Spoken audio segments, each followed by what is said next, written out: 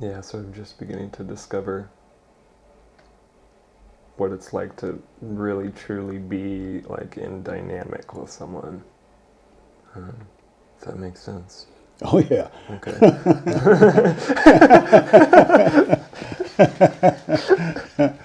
Absolutely. Yeah.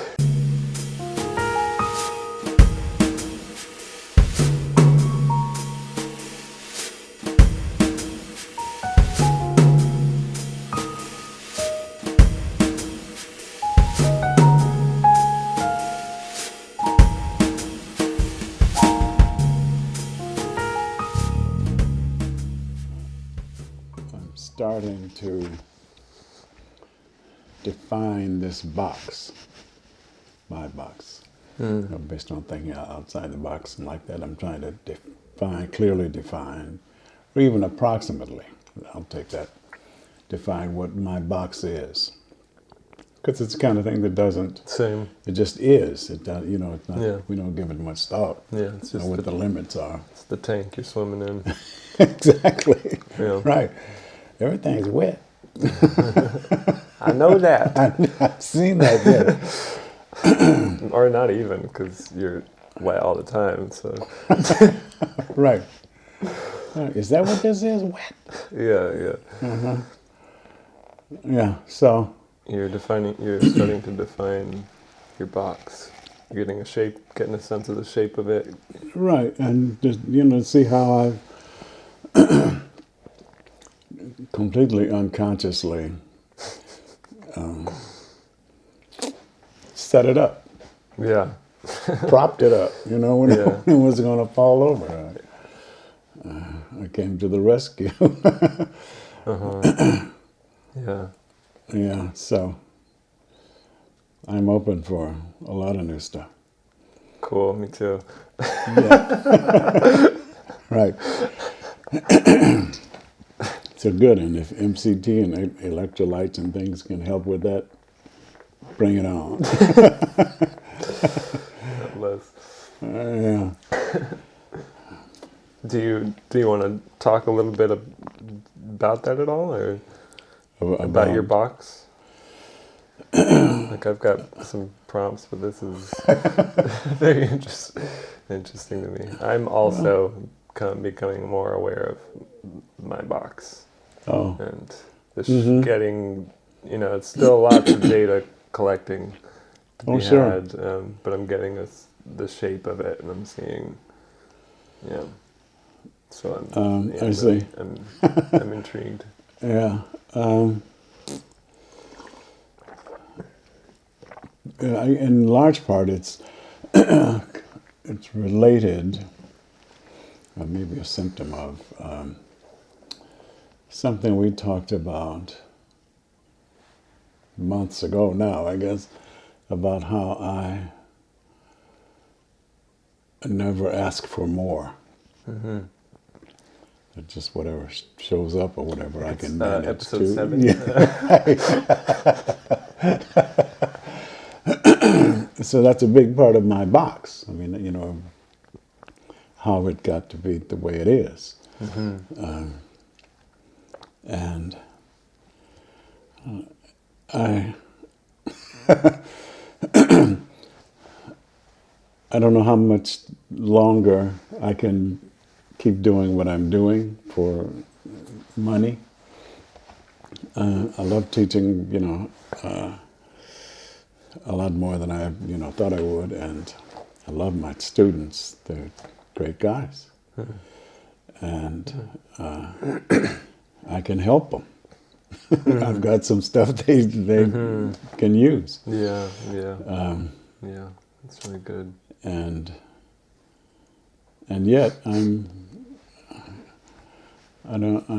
can do more. In fact, I'm not sure I should say this, but I guess it's not officially a secret, but I was trying to think of something that I could do that would be helpful to somebody. Yeah, value. Yeah, I'd have some I'd be doing something that I consider a good thing. And, you know, I've been I've written about the police over 30 years. Yeah. And I was involved with a group that's also concerned about the police. And I think that's a big problem. Just the whole, what they are, what they do, what they get away with, things that they are not even responsible for. And so I would like somehow to help that. And this is the part that's odd, it strikes me as odd anyway, is that after all this time being largely not really opposed to the police, but yeah, let's call it that, opposed to police just generally. Okay. And I think, in an ideal society, there wouldn't be any.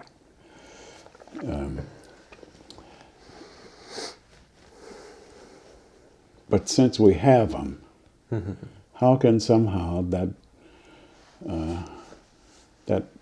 institution and the connections it has with the rest of us, how can that be improved somehow? And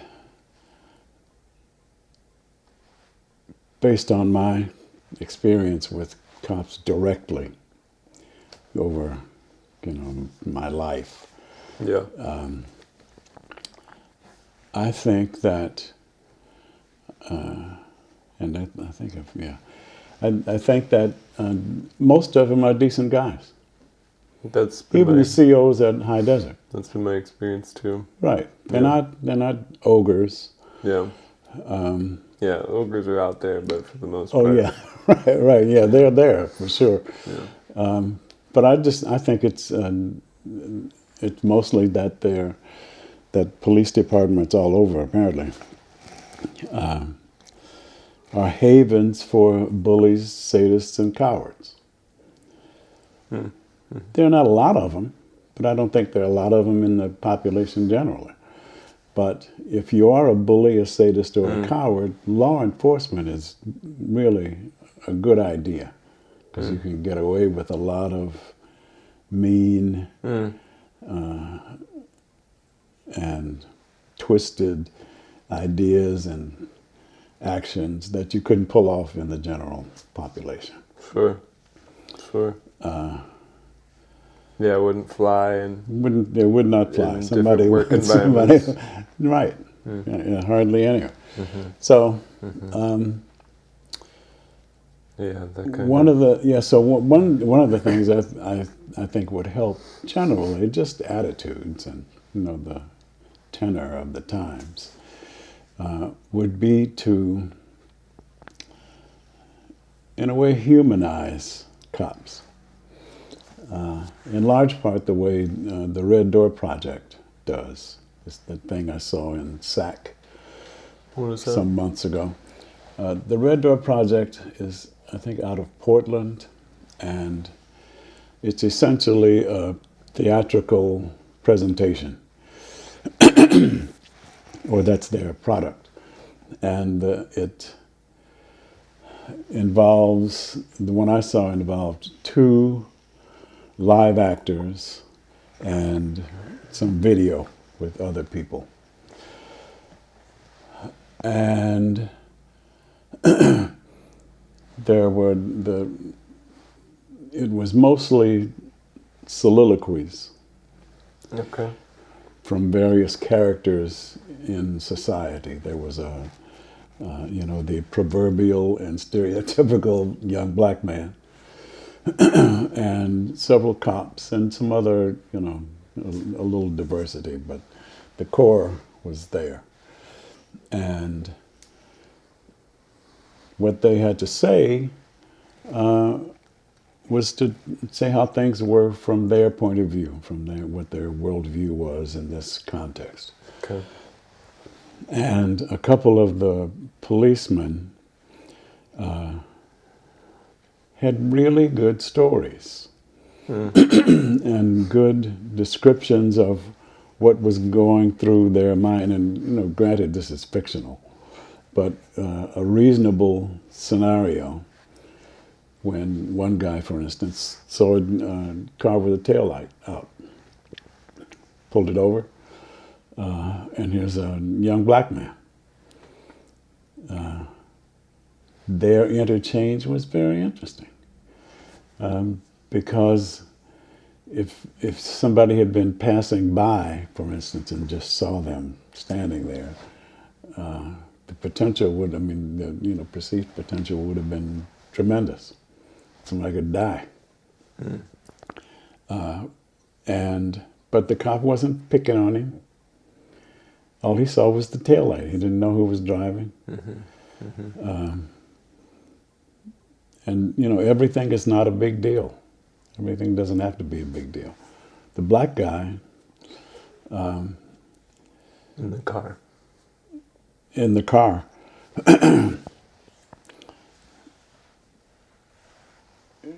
told it from his point of view, and what I noticed was that his point of view was thoroughly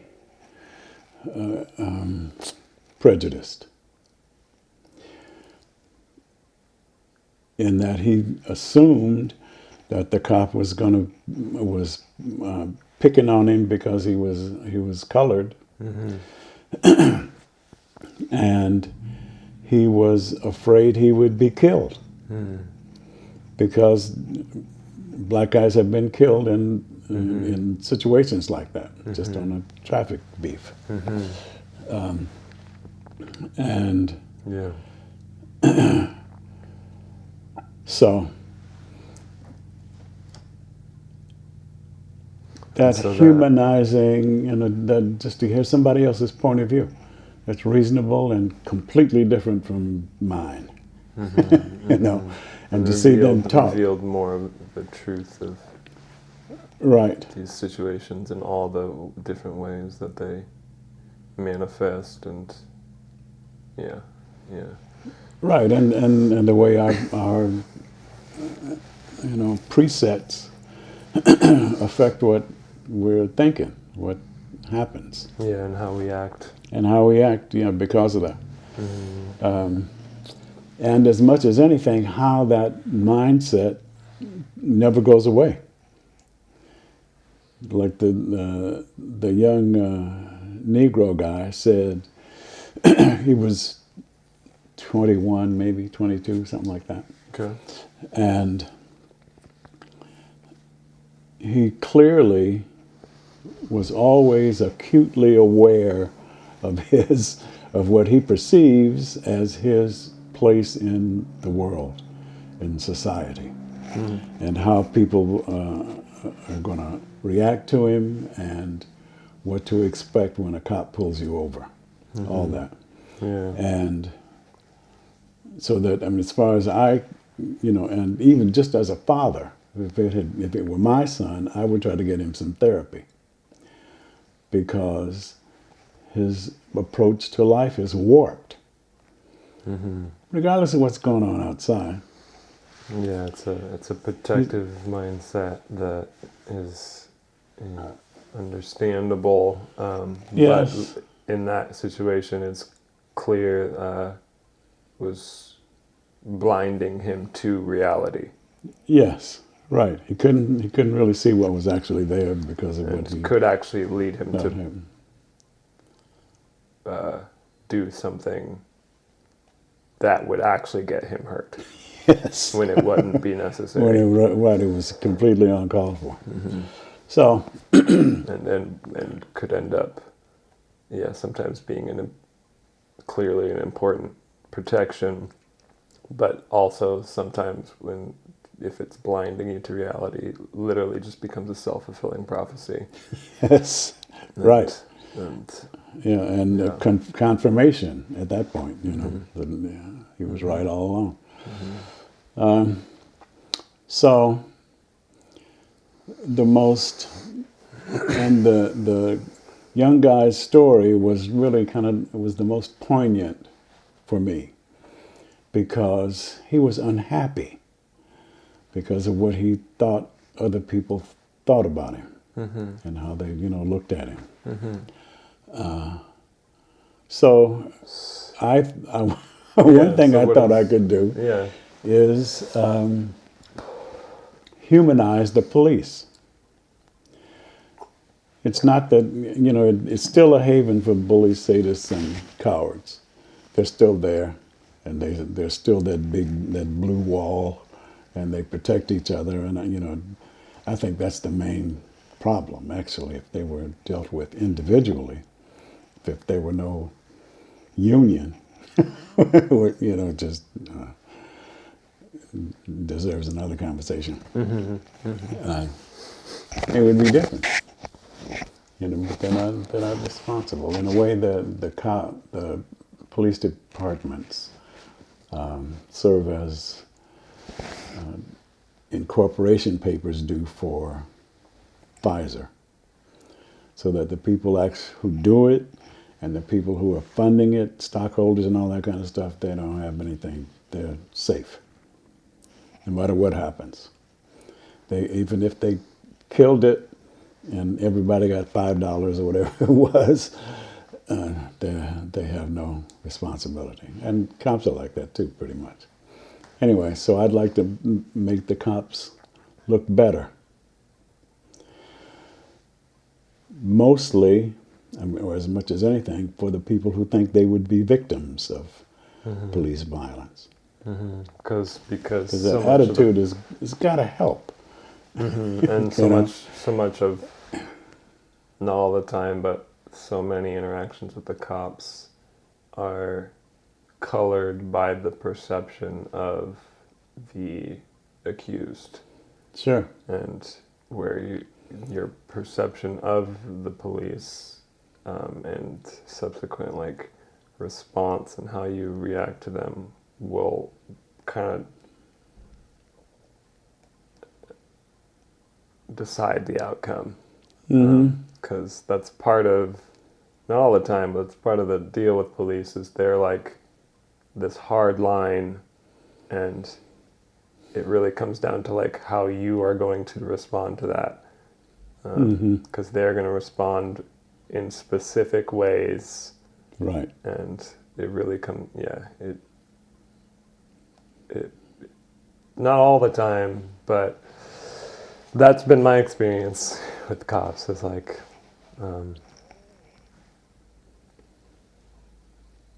so much of it is how you comport yourself, and we can talk about the rightness of that, and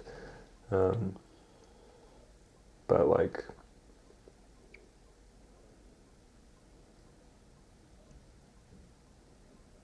yeah, and then and there's an element of that that's within any situation or interaction. Sure. Your perception of the person.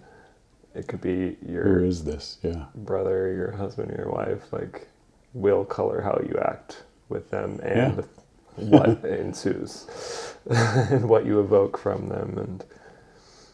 And so you're wanting to just in some sense show more of cops, having more human interactions, show more of the humanness of them in some sense, and as a result of seeing more of these people, there will be just a natural understanding that ensues, and seeing them from another angle, see more where they're coming from, how so many of these guys are did get into it for some really noble reasons. Sure. And genuinely are trying to do a good job.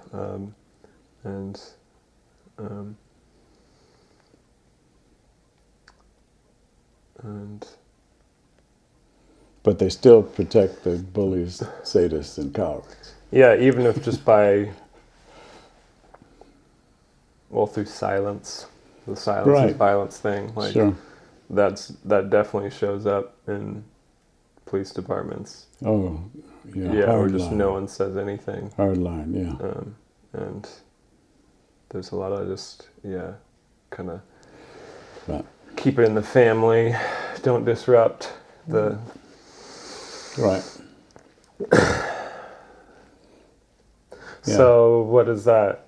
Do you have any sense of how you'd like to go about that, or do you? I don't know. You have that desire to, and you've had all these interactions with cops, and like you've gone on a number of ride-alongs with. Just one. Just one. Just one. Okay. Yeah. With the one guy. But you're interacting with these COs at the prison on a regular basis. Right. And there, I mean, There's definitely some bullies. that's different. Yeah. That's right. That's a bit of a difference. It's different. Yeah. Yeah. And there are. That is a different arena. Yeah. A prison versus. Because it's not finding the bad guys, It's like. and they don't have guns. The only one with a firearm is in the tower.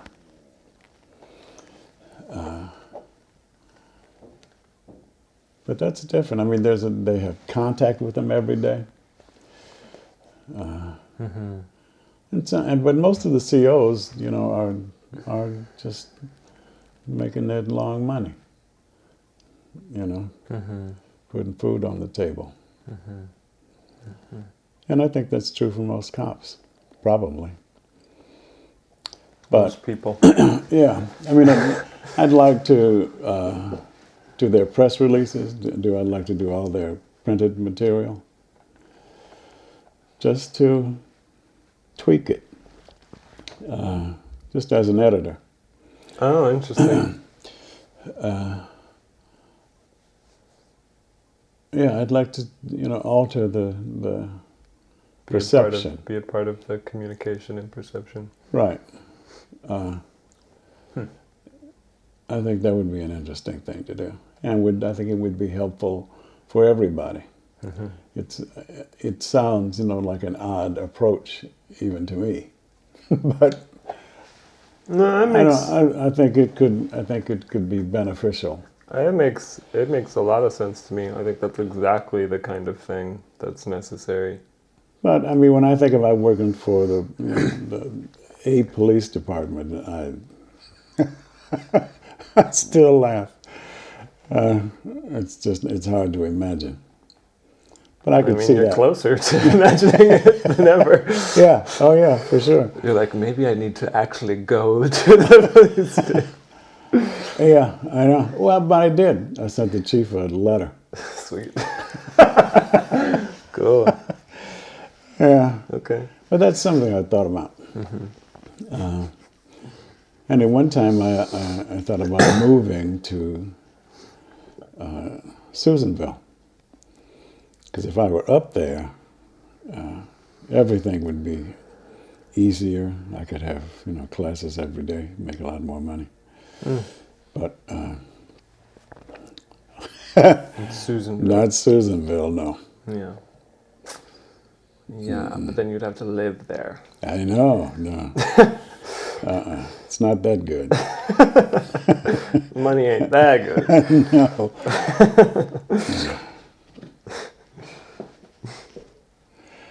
Yeah, anyway. Well, cool. That's This is part of defining the box. defining it and And pushing the looking- envelope a little bit, like Lift it, Seeing how it part it a bends, little, see yeah. what's out there. seeing that it gives a little bit when you push against it. Right. Yeah, it's not all that rigid. So, when do you feel like you became a man? Do you feel like a man? Became. I do indeed.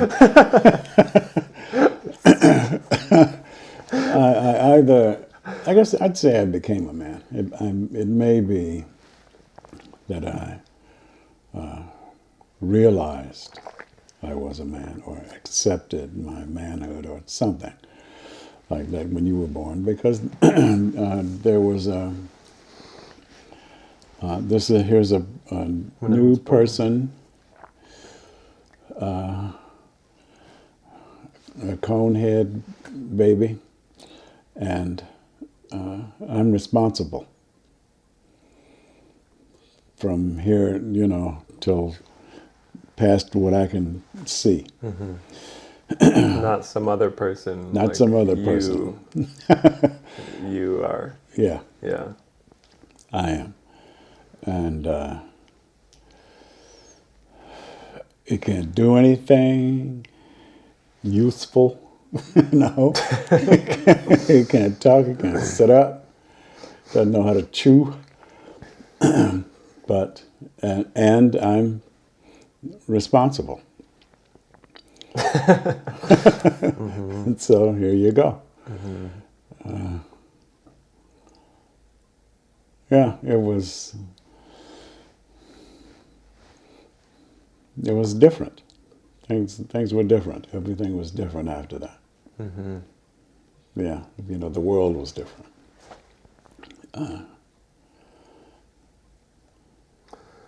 Yeah. It makes me think in terms of becoming a man.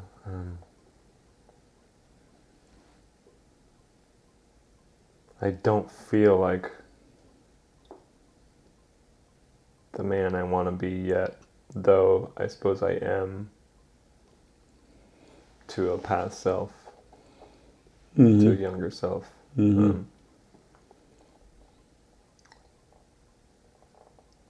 But I feel this resonance of a sense of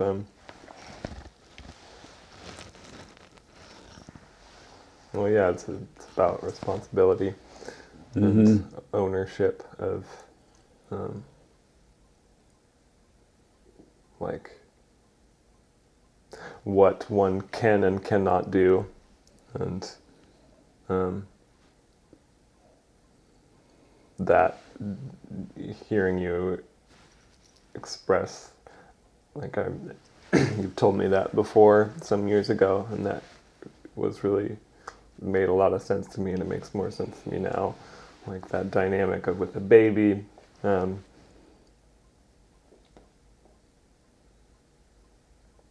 No one else is responsible for this person. Nope.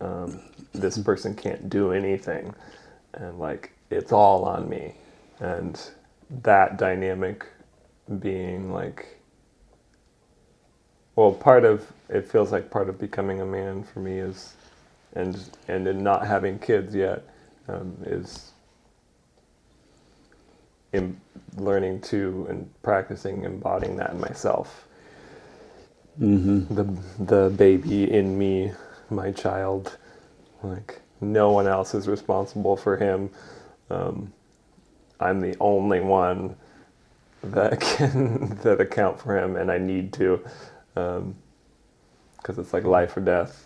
And I mean, I recognize that your mother was was my partner in the project, namely you. But and still, my responsibility was separate. It could be joined with hers, but mine was independent. And because it didn't make any difference what she did, my responsibility didn't change, wouldn't change. Might not be, sometimes it'd be more stuff to do. And sometimes I could just watch. But the responsibility was permanent. Or maybe not permanent, but constant, anyway. Yeah, it's like this all in. Right. It's being all in. Fully committed to the outcome whatever that may be, Right. into the ensuring of the best, Right. the best possible. Yeah. And recognizing that I don't know what the best is at this point, but But we'll have to find out whatever as we happens go. is on you. Yeah. Right. Yeah. Your relation to the best Yeah. will be an ongoing thing. We'll see. But you knew that, like, but whatever happens will be in direct result. It's going in my column. I know. Yeah. Yeah. Yeah.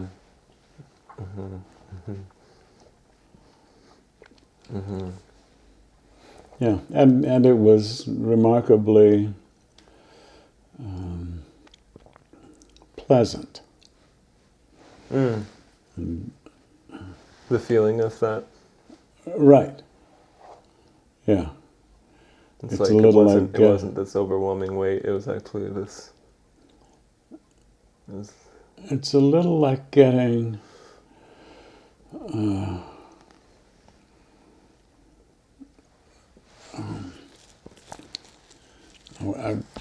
the only image I think of is getting to, after a long walk through the woods, you get to you find this little cottage in the clearing that you were headed to.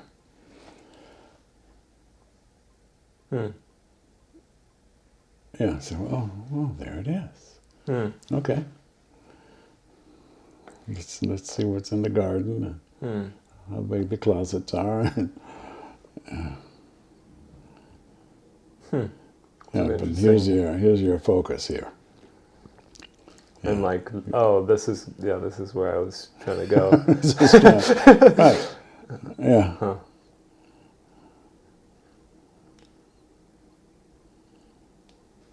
That's interesting to, yeah, that's a really evocative sort of analogy and image. It's like, yeah, it resonates with me, and I'm like, I don't have like I have to like reach a bit to understand why, but it's like, I have that experience with, well, I'm thinking like in terms of my direction and sense of direction in life, and whether that's like in a bigger sense, like what am I doing with my life? What am I doing with this year? What am I doing like with this week? What am I doing like right now? The way on the way to, like, within the question of that, of like, what am I doing, which is kind of like part of existing, like, what am I doing, is like, yeah, being in the woods in some sense. And once you get a sense of once I get a sense of what I'm trying to do, and what I'm doing, like the articulation of that, what I'm doing, is that kind of arrival. It is this kind of arrival experience. Right. And here we are. yeah, Okay. like, okay. Here on the landing, when I haven't got to another floor yet, but Yeah, it's not like it's not a finished state. It's No. it's like, yeah, Yeah. a child, and it's demanding, but it's like, oh, this is exactly what I was looking for. Right. This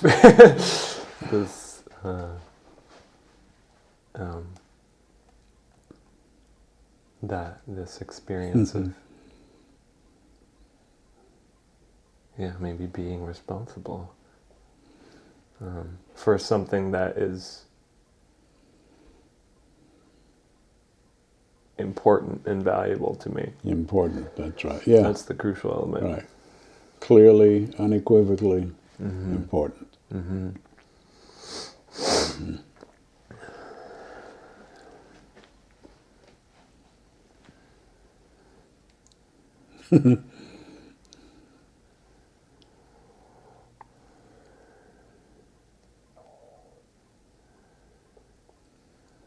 About dating advice.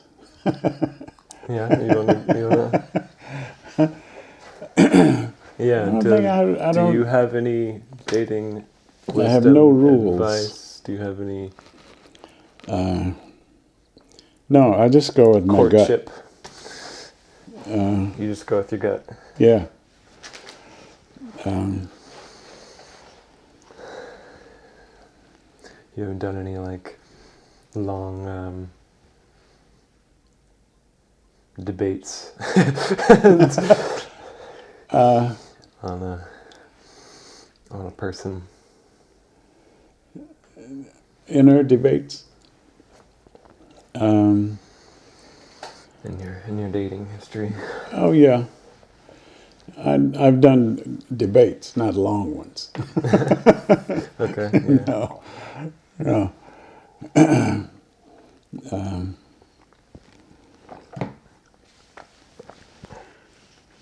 Yeah, but the let's see.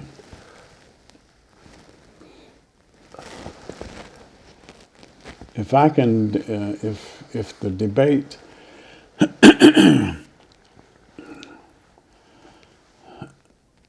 if I'm not sure how to clearly, I'm not sure how to say this.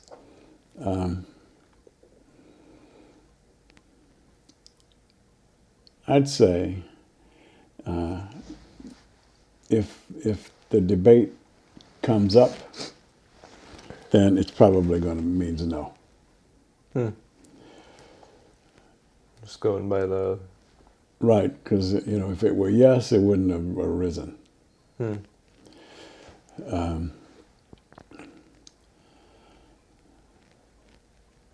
Yeah, it's.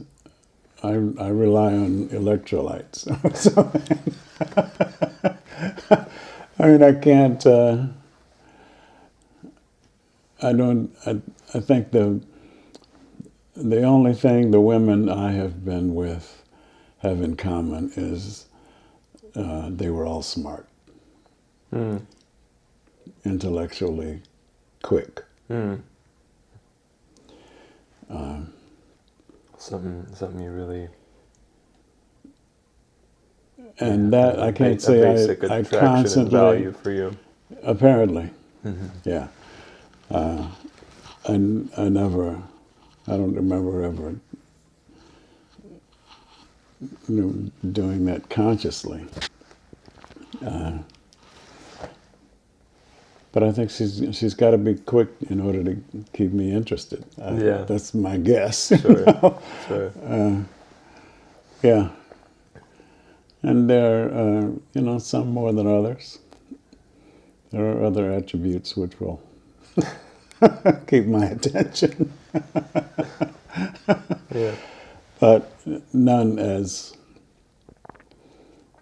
useful and as a good mind, fast, good neurons and It's things. something that I've come to realize over these last couple of years too. It's like really fundamental for me, really, really fundamental. Yeah. And because it also represents for me, or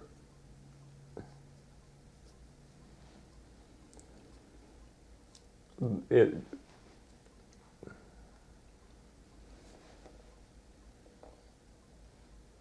There's a way in which it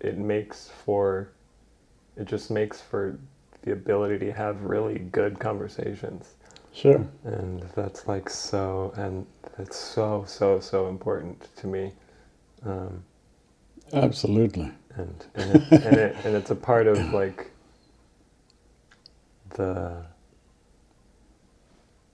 it feels like the continuity of a relationship, like that ability to communicate and to critically engage in reality and with reality, and in a sophisticated manner, and with each other, Right. and not everybody needs that, but like No. I do. You do too. Yeah, but I never. Yeah, it was something I just never think about. Yeah. Yeah. And you could even call it a good conversationalist. I don't know. I'm not sure. I'm just guessing that it has to do with your nerve endings and things. Mm-hmm.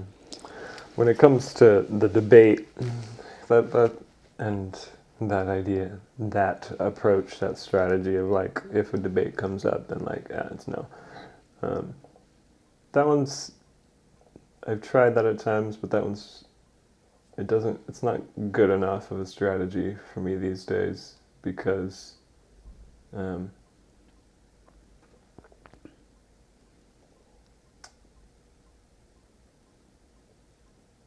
well, because I have my own box, and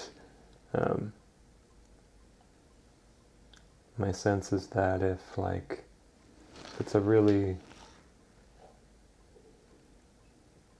and my specific box I'm becoming more aware of the ways in which it has literally kept me. I've been like keeping myself at a distance, and so I like have to question my own senses a bit, and question the box, because that's my sense is like my box, my limitations, my sense of limitations about myself and my relation to other people, and how that goes colors my judgment. Makes up, a big part of my judgment, and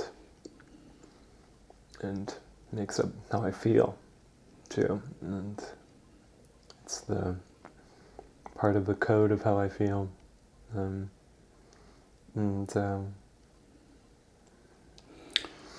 debate. Is it a deliberate kind of two-column? It's been that at times. That's a part of it, and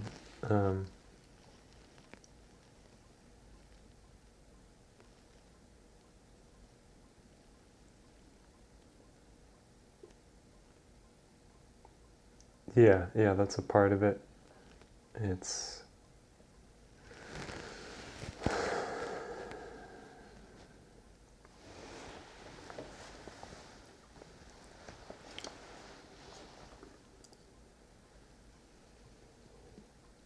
well, a big part of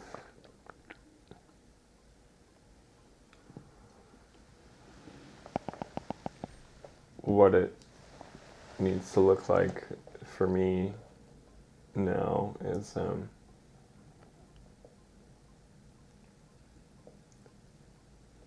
not even necessarily a debate about a person, but rather a counsel with myself about what kind of life I'm wanting to live. Okay. And then that kind of determines the chemistry and the fitness and right. And so in some sense you could say like, yeah, if there's a debate, I think that maybe, I wouldn't want to say that, oh, it's a no, but rather if there's a debate, it means I'm not sure about what I want. And right. And there's a need to like not step even out of that realm of, is it this person? It's like back to the kingdom. Who are we? What do we stand for? What is our crusade? Let's go back to A. Take it from there. Yeah, it's not even like, so who's B? It's like, no, what is even A? And then we'll find out what comes after A. Right. Yeah, then we'll see. Mm-hmm. Okay. Mm-hmm. Yeah, that's and just, I mean, as I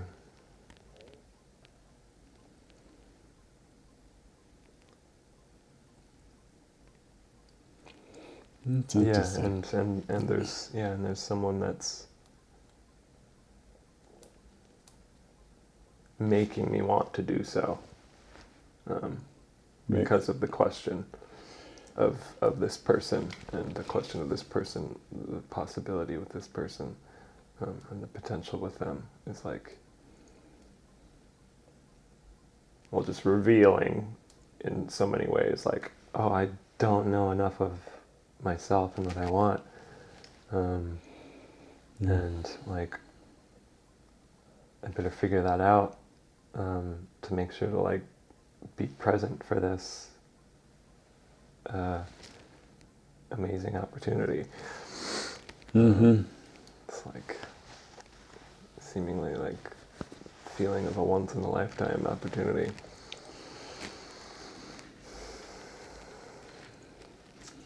Yeah. And Yeah, I think any opportunity is once in a lifetime. sure. That one's not won't be back. Might be another, but Sure. yeah. Sure. But like the nature of opportunity is it's Right. yeah, it's constant. Yeah, But they're all unique. what do you think about courtship? I'm in favor.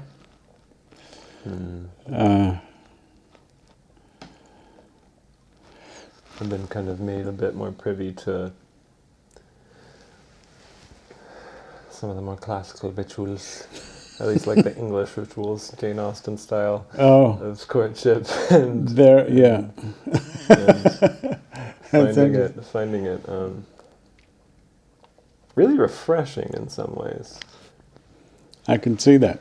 Um, Um, yeah, I where there's a really explicit negotiating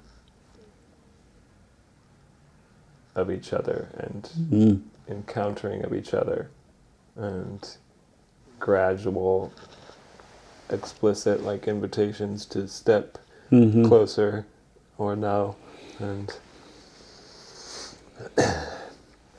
and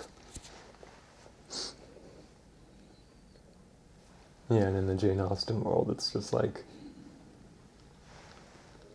it's also just seen out in the open and is being like maneuvered by families yeah. and even that is kind of is really interesting to me, because there's this element of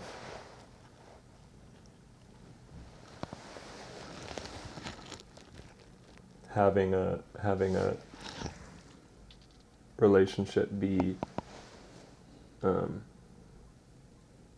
also sort of and judged, the fitness of it judged not only in between the two people and in the subjective, the intimate experience of each Mm, other, but in the greater world. Like, how fit is this in the greater world? How fit oh, are you to? Um, yeah. do you fit into the world? Because you'll need Mm, to, and right. and and Uh-huh. that's interesting too. Because like on the one hand, if the love is real enough, there's a certain disruptive, like the world will make space for us. Yeah. We make our own damn You will space. claim your own. Yeah. Uh-huh. Um,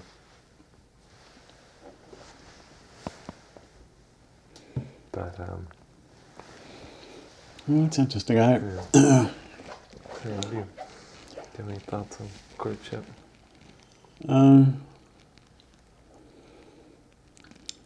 Well, I was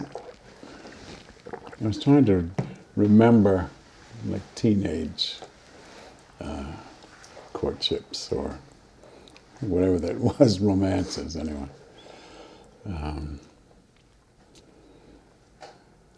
And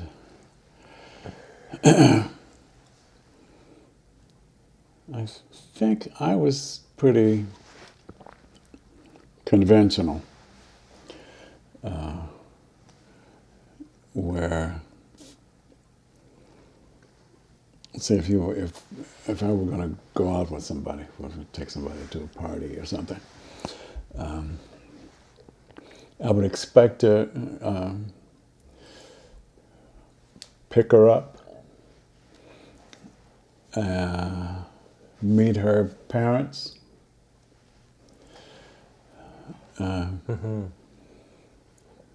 find out when she should be home,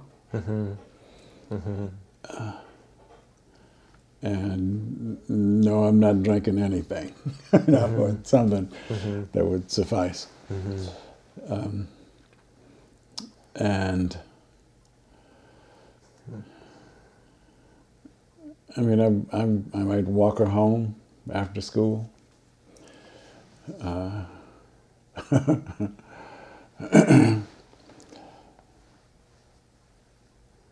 Yeah, but there was a protocol,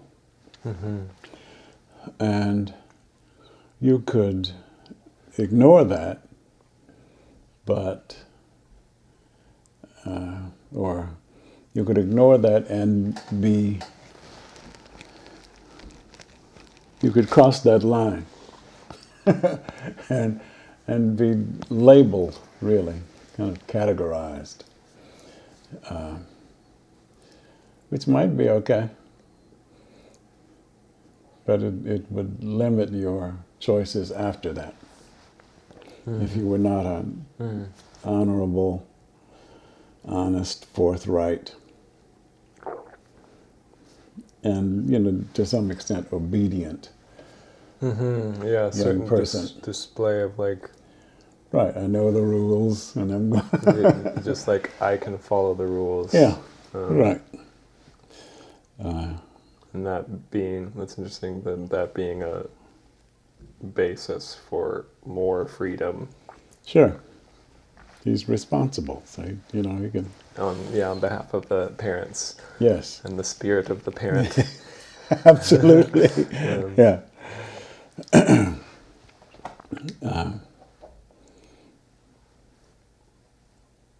Yeah, that's. I can't imagine what it's like now. Yeah, I think in many spheres it's a complete fucking mess. A complete shit show. Yeah. Of grasping at shadows and raging in the dark. Yeah.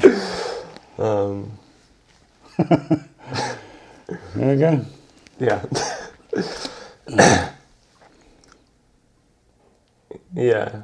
And that's just me saying, like, from seeing from afar, knowing that, like,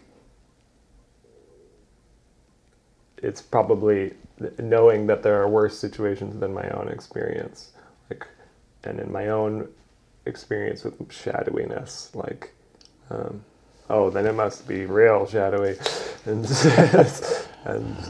and I see that too, just in terms of like,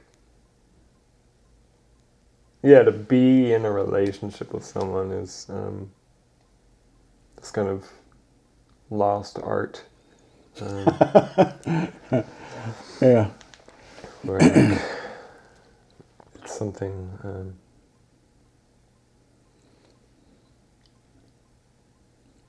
Yeah, and to be in a relationship, dating, courting, the whole story of that is like been just really dispersed, and No kidding. and I had this dream, and remembering this dream from a couple years ago now, like a year and a half ago, where I was on like an archaeological dig, and we were like unearthing these like huge sort of monolithic like technological machines and structures, and it was like this the spirit in the dream was like this is it's both like an art and it's technology, and it was just like, my God, we've discovered this ancient artifact tech art piece machine, and the like there was this like kind of reverberation at the end of it amongst all of us, like we have set something in motion that will not that will not end for a like an age. We've discovered something that will change everything. This is major here, yeah. Yeah, and my what that came to mean for me was relationship, and the technology of relationship, and partnership, and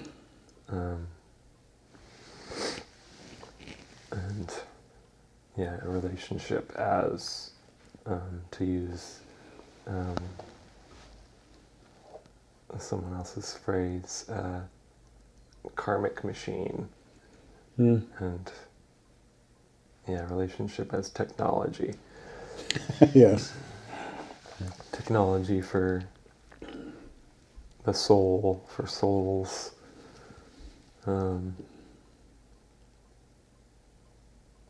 Manifesting and coming to fruition in the world. And that being this ancient ancient technology. Yeah, so I'm just beginning to discover what it's like to really truly be like in dynamic with someone. If that makes sense. Oh yeah. Okay.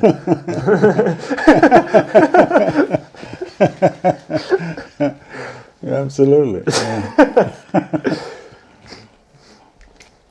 As opposed to, I guess, maybe just like being next to each other, or like, Right. I see you sometimes, like. Yeah, in the hall. Right? I know you. Yeah. Like to truly, really be in dynamic with each other and really be affected by someone else, and want to be affected, and like seek out, like, okay, how can I be more affected by you? Right. And how can I let you like imprint upon me? And how can I do the same and get into like a dance?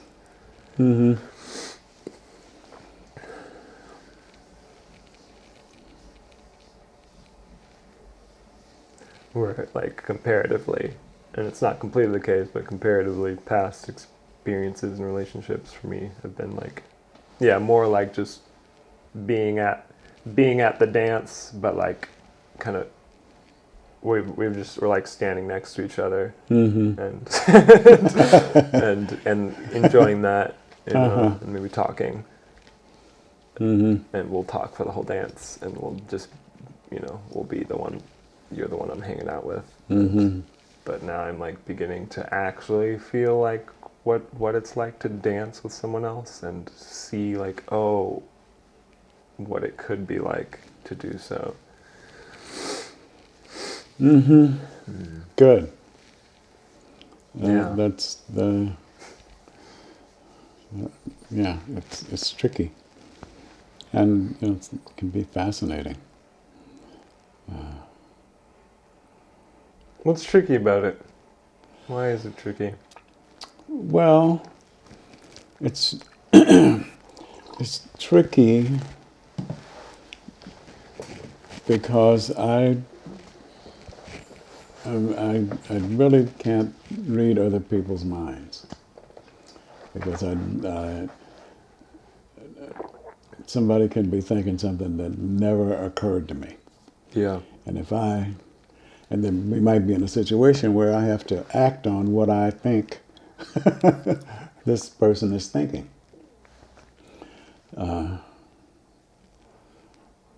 And sometimes I'll do the wrong thing.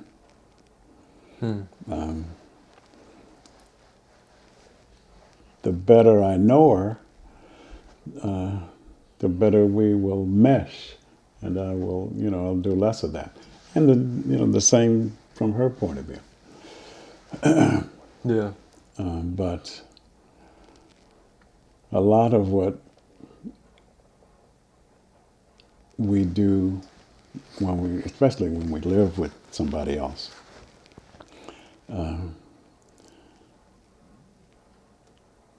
depends on them. Depends on how what they're thinking and how they will accept this action. Even something as minor as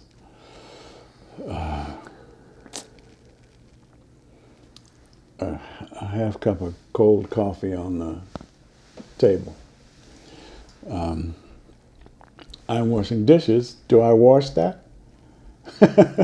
Is that there deliberately? Is she going to heat it up later? Or if I skip it, am I being sloppy because I didn't take care of this cup here?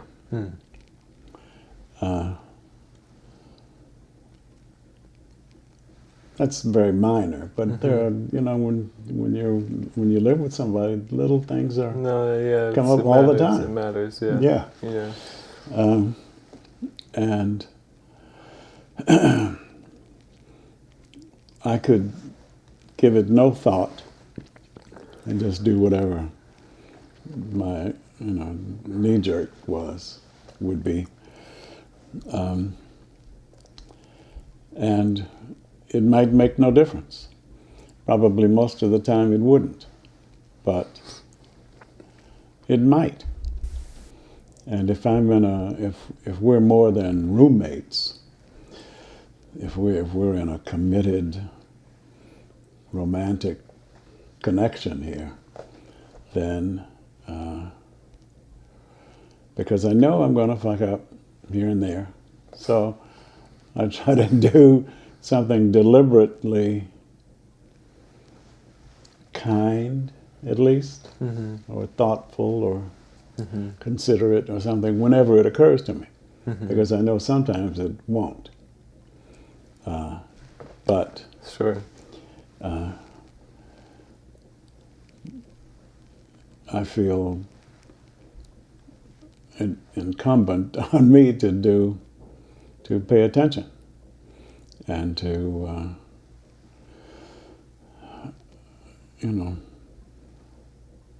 please her any way I can. Yeah, and it's a nice. I'm seeing that a partnership in that way becomes this really can be a really beautiful inspiration to act on your inspiration. Yes. On behalf of this person, because there's this really clear context in which it will be of value to act on your own inspiration, and and act on those impulses, those loving impulses. Absolutely. That's what they're for. Yeah. It's interesting. Yeah. So it's interesting that you're highlighting this element of fucking up, mistakes. I think that's something that. Well, I think both parties probably have their worries about in different ways, fucking it up. And, it can happen. And just mistaking period in life, but I'm thinking of it in terms of being as a result of mistakes that are due to ignorance of the other person, and that's it seems like that's what you're kind of pointing to, and right, a lack of knowledge, a lack of just focus, I didn't see clearly, perception. Sure. of the person, of the situation, and like, yeah, it's just like an ongoing thing, and that's been a real, as I say that out loud, that's been a real anxiety for me too, of like feeling like being afraid of missing something, and missing a cue, missing some important cue and I see. hint, and and part of what I'm discovering is like, yeah, it's paying attention clearly, and that's something I'm as I say that, like, I really appreciate about you. You are, because you are incredibly attentive, and I think, and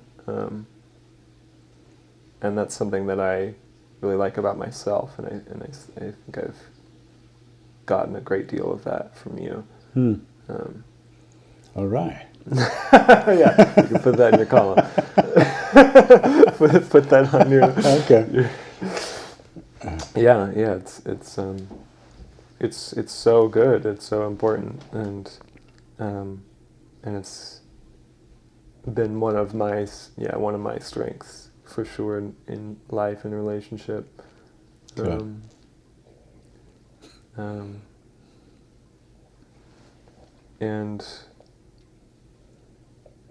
And I'm seeing, when it comes to relationship, like, I'm learning that, like, there are more tools available than just attention, and that for me has been like a revelation. It's like slowly changing my life. Where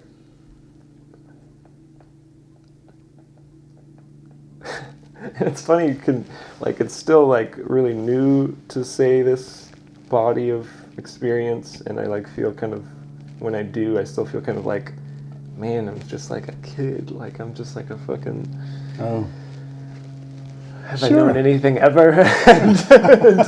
But that's just helping lubricate this for me to say that, like, that yeah, there are more there in terms of relationship and doing the right thing, like being able to perceive right action.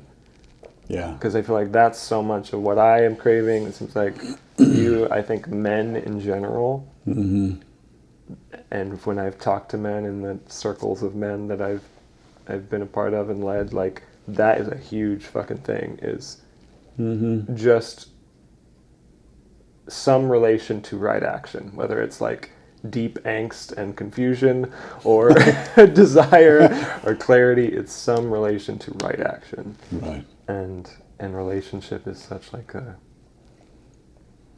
profound context for that.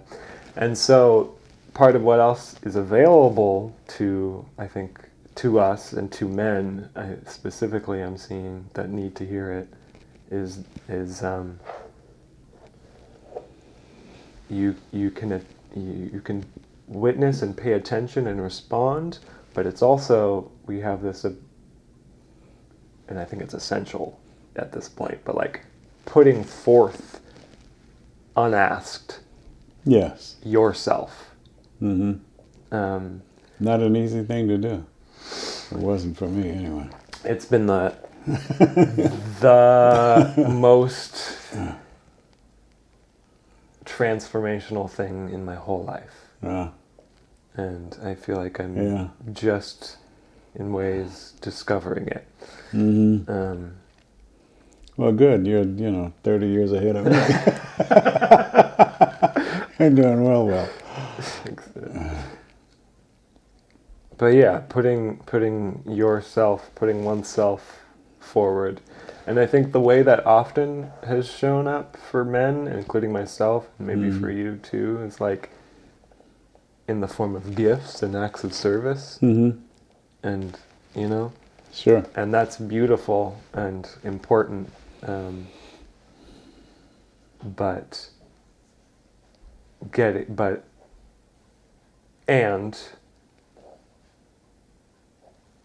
where the person from whom those acts of service and gifts are coming is the point.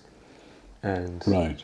and so it's like, oh, putting myself forward is not only good for her, like woman partner, like loves it, and and I'm like, oh, and I've talked to a few men about this, where like who have shared a sense of like, oh, I just don't want to be a burden. Oh. And then the woman on the other hand is like, please God, put your weight upon me.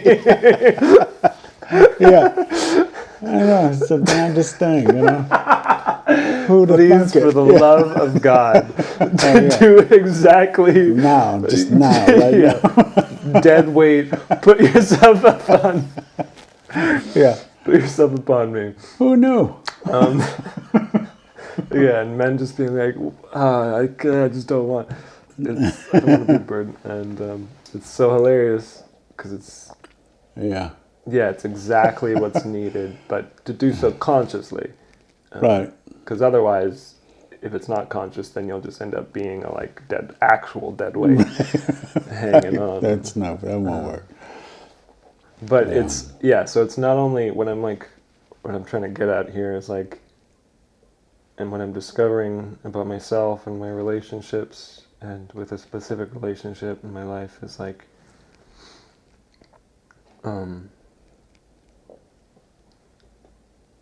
it's not just for her that I'm doing this. That's awesome.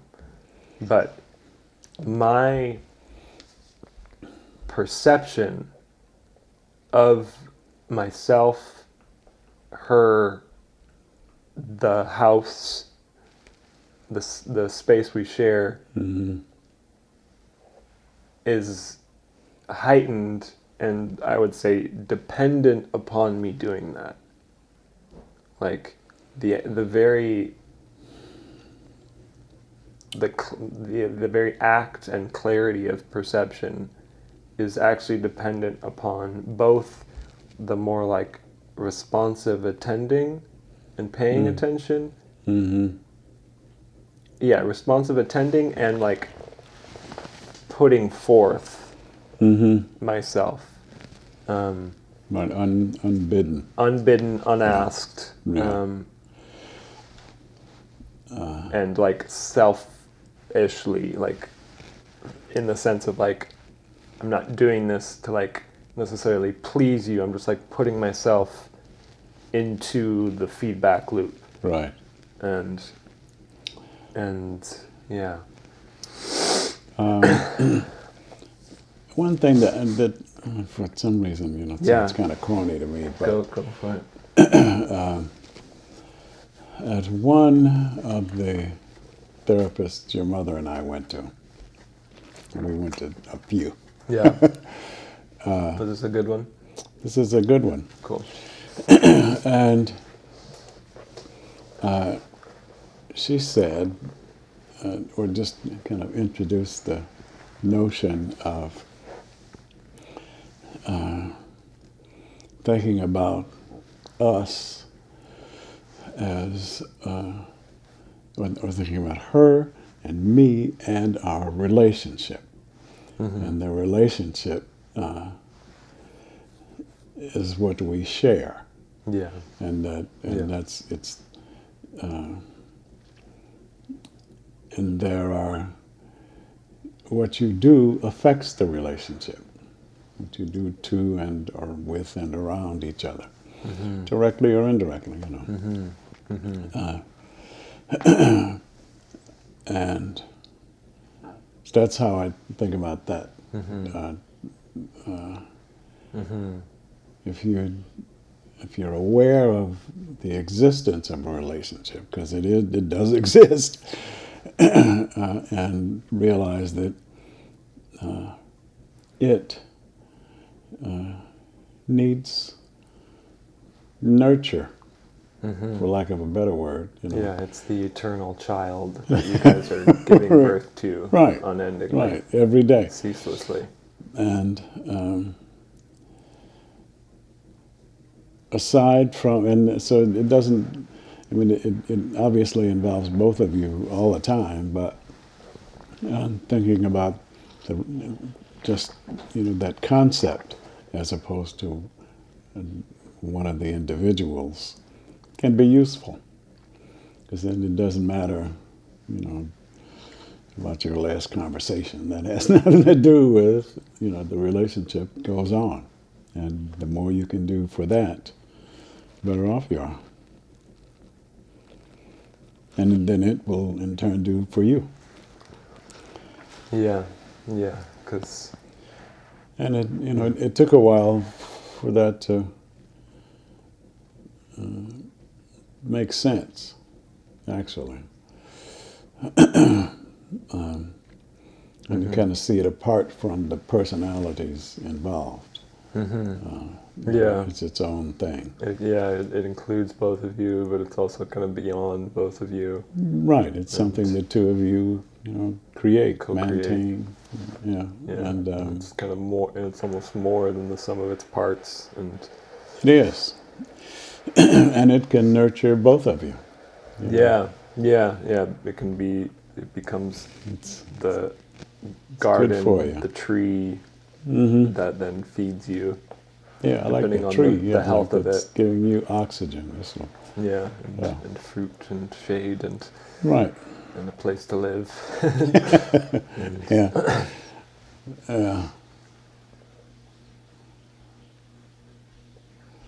Yeah. And a part of. Yeah, I love discovering that third party. It was really.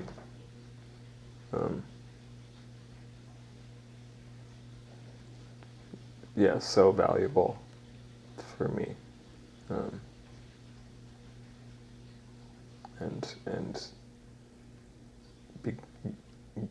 beginning to be in relationship to that third party as well, the relationship itself, the connection, and I think part of why it's so important, just like practically, is like useful. It's like it makes it more personal. Because it's about the connection, the relationship, and so it like immediately puts it in the sense of, depending on the words you use, but for me, like the connection itself, the relationship, the bond, it puts it in your camp of how you feel.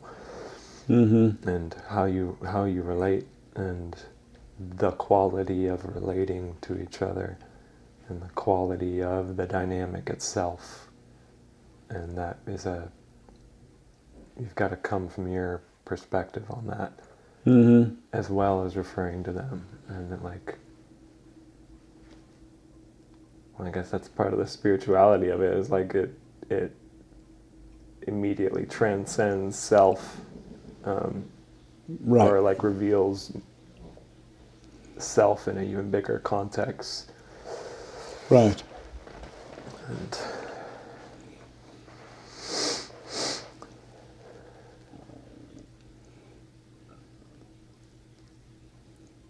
and I think that it's such a feels like a true frame. It feels like truth. That's that little Trinity, the Holy Trinity, and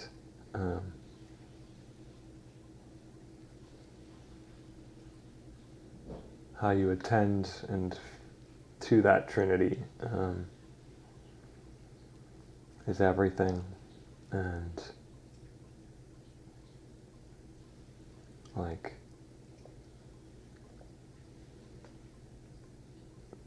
the Trinity is the relationship as a whole. It's the connection.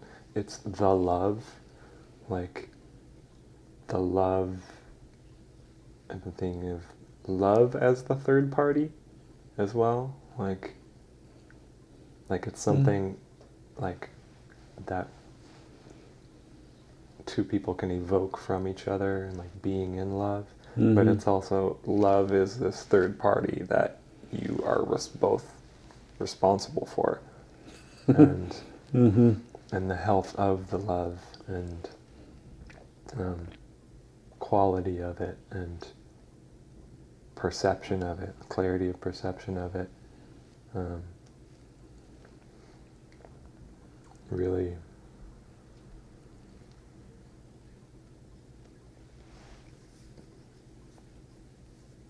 well, yeah, for me it's coming down to the important part of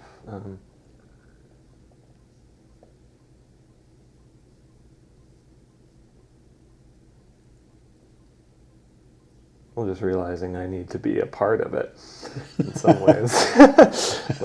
like my person needs to be like, it's not just something that I can like comparatively like in the past that I could just watch over or like be present for. It's like, no, it's of me. It's like of right. You can't just watch my experience, yeah, and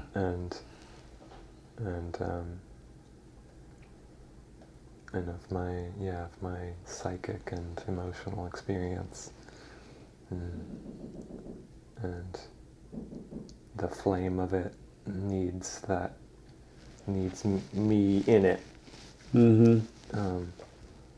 Not even like, in addition to feeding her, it's like I need to feed the flame with myself in some ways, and that's it's been pretty kind of mind blowing. Yeah, and obviously not always easy or simple, but necessary nonetheless. Yeah, I don't know. I mean, I think there is a simplicity to it, though. I would say it's definitely not been necessarily easy in terms of my resistances to doing so, and my box. You got to always deal with your box. My boxes for a long time, for a lot of my life, of kind of not totally actively, but the box reality would have me actively not putting myself into the equation unless absolutely necessary. Right. Because like, this is actually the best way to go, is if I don't. And discovering just through love, no, I need, this is needed. So your ideas have to change about yourself. Again? And I'm like, oh, thank God. This is what I've actually been wanting.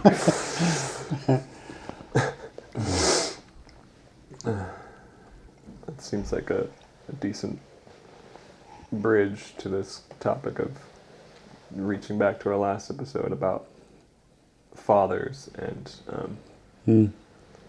this distance of fathers and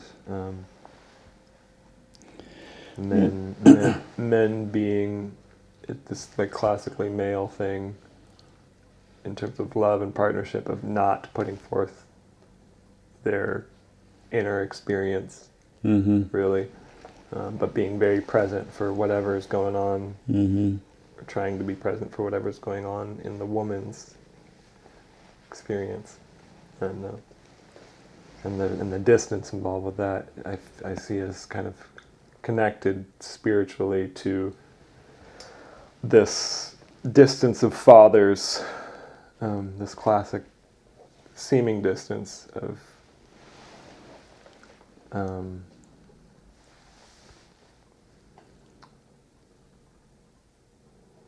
emotional distance? Yeah, and from fatherhood, like So I've got just kind of a collection of images. I know it's a little scattered, but like of this father, not being in the delivery room, and that whole thing that used to be a thing, and, and probably still is in ways and places, and just in general, men, including myself,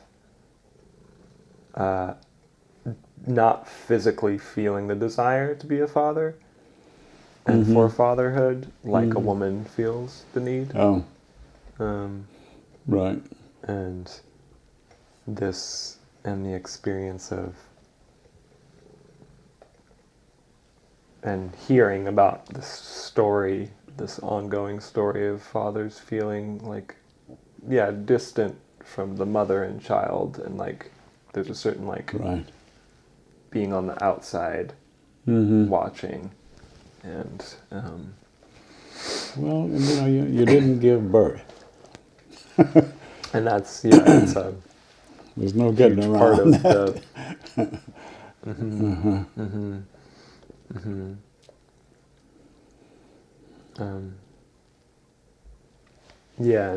and in the extreme, that ending up with men not feeling connected to their children and being absent either physically or psychically.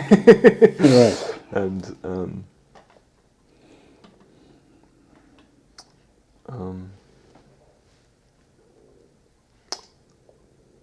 so what am I wanting to say about that? I guess that just it feels like such an important issue to me, that I'm trying to grapple with more, and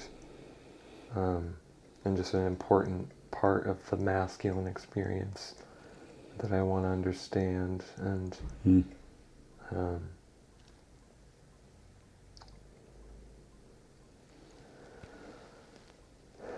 one part of it for me that I can put forth and maybe see what you think is like, just in my own life,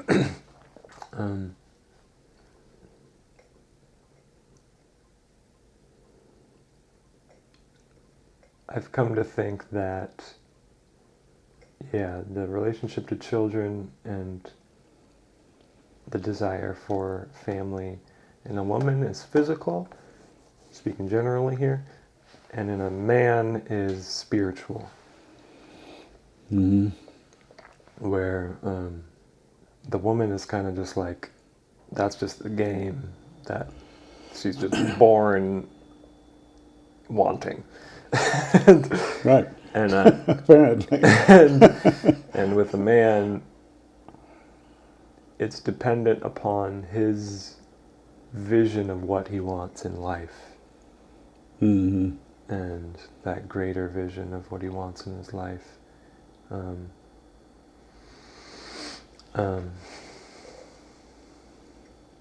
And his, I think it's dependent upon his vision of life.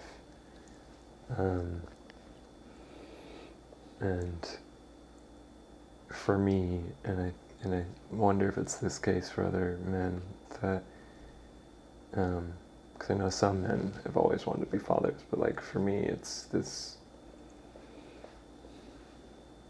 my connection to kids and my like future kids is like, has been really dependent upon me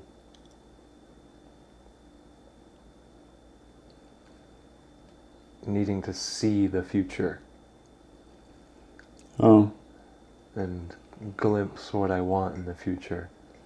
And it wasn't until that, and some important like expansions in that I like, I saw family. Okay. I didn't feel it physically. I had to like see it in the future, and then the feeling grew, is growing.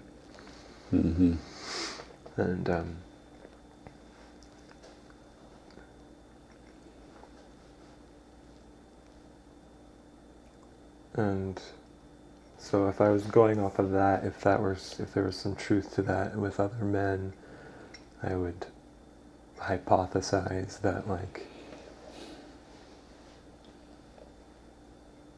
yeah, for so much of human history, we've been just, running on, just expanding the thing, and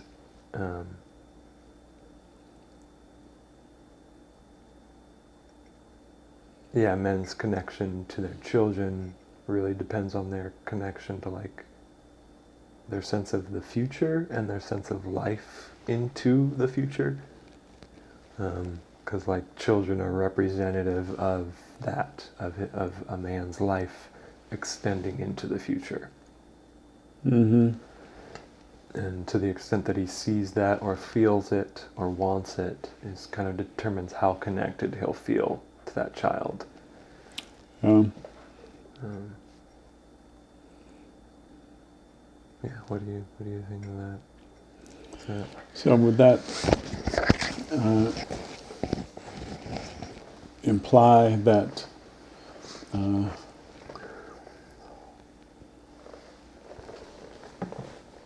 the child is kind of automatically more important or more significant in some way because he's necessary in order for this vision to come about? Mm-hmm. I think, yeah, that's definitely one part of it. Okay. But I think it's also just in, like, there's, like, just there's, like, a energetic aspect to it of, like, man being in touch with his own, like, sense of life.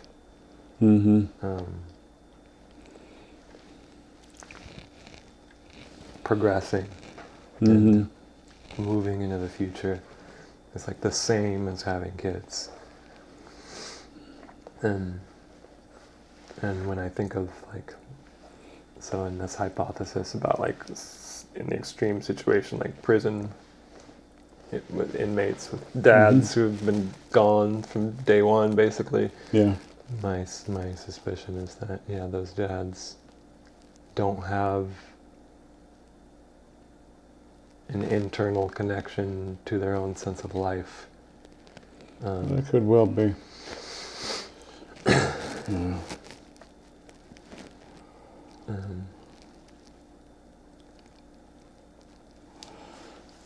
Yeah, that's a bizarre and tragic situation. And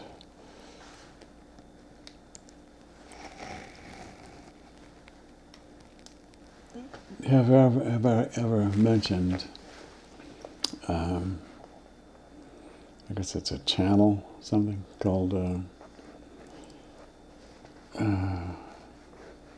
Soft White Underbelly? Yeah, this guy goes and interviews, like, just the dregs of society. The dregs of society, yeah. Yeah. Yeah. Yeah, the bottom.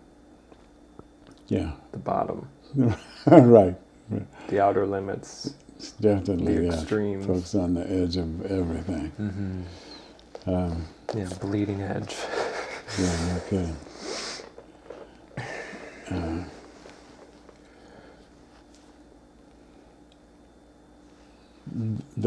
He does a little bio, saying how you grew up when he does his interviews, and hardly any had a stable family.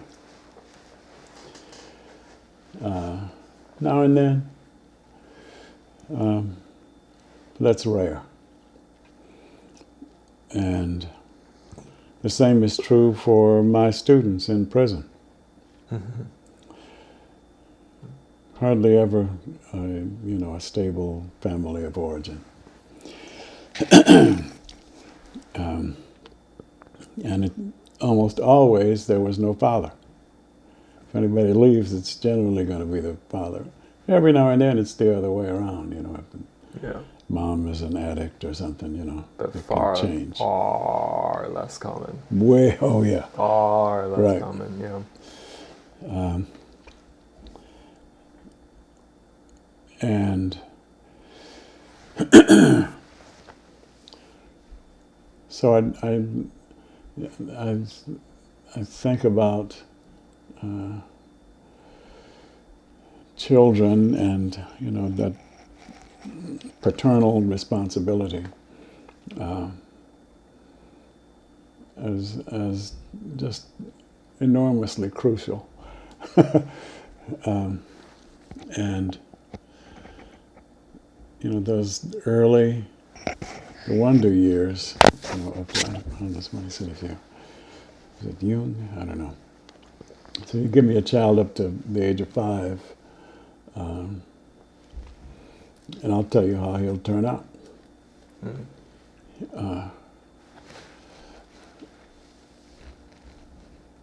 And I think that's true. I mean, it's 5 is kind of an arbitrary limit, but Maybe not. it might not be. I mean, it in part would have to depend on the culture and and what was required of parents. Yeah, yeah.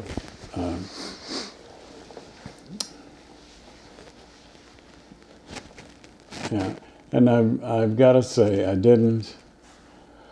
I've only begun to think seriously about this, recently. I don't think I was really aware of any of that when you were born, for instance. Yeah, you were going in pretty Zen mind. Yeah, completely. Beginner's mind. I didn't know what Beginner's mind. was going to be, required or recommended, and had no clear idea about, the role of a father or anything really. I mean, I had seen different kinds. But yeah, you weren't sure But what that meant didn't for mean what anything, right yeah. action, right. for your right actions. I don't know, Yeah. what any of that would lead to. Yeah, it's a lot like dating. I just go with my gut. If my chemicals say yes, then it's yes.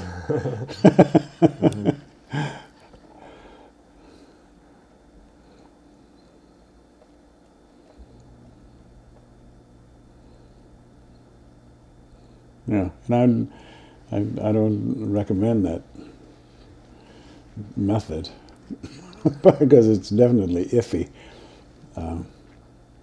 You'll certainly learn something about your chemicals. At least, yeah. Yeah. That's for been sure. my experience. It's like, if nothing else, you'll learn something. Right. Yeah. But, Sometimes that's all you can expect. yeah, and I think that, yeah, I do not think it's the ultimate strategy. I think it's a part of some more ultimate strategy, but and like, yeah, not bad for a godless time. Right. Of going with like, yeah, my chemicals say yes, and rather than going with what my chemicals say no, and going with some direction of what yes is, and because people choose relationships for all different reasons, Yeah, no kidding. and yeah, I'm definitely hungry to get at some fundamentals of understanding and like the nuts and bolts of things. It's something that's always kind of interested me and carries into this too, carries into love and fatherhood and masculinity and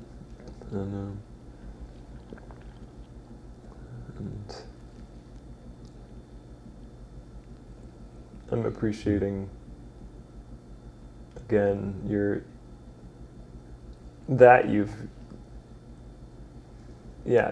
approach of like with being a dad, beginner's mind, like going with your gut as far as what we saw was right, and also with choice of mate, like because I think that's got to be a part of the selection process. Sure. And if nothing else, I think that is the right baseline. And I'm appreciating it in terms of like, being in a time where, and you coming from a time of, the roles were getting less clear. And it seems like, and things were like, and that's just, only progressed in some ways. And so I just, I appreciate your approach in that, in the midst of that. And it's interesting to see that as like the basis of my life. And I'm down. It's the base that I get to build on.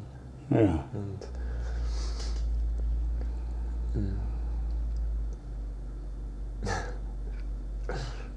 yeah.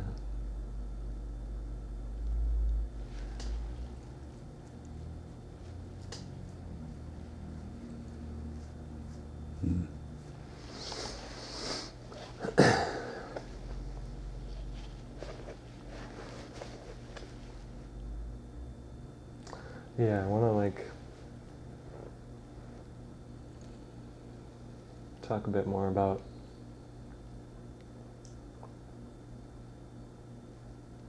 courtship, and I don't know exactly what to say yet, but I want to talk more a bit about courtship and dating and love and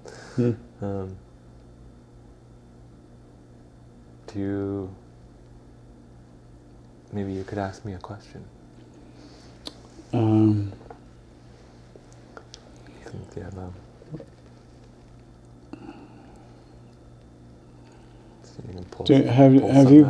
Have you had any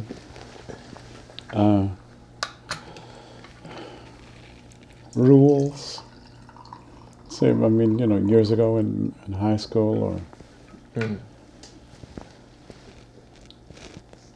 When it comes to dating, relationships, right? Like I don't know.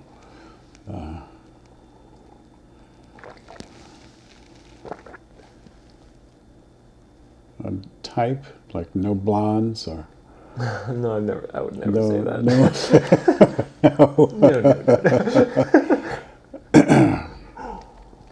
Or she can't be too short.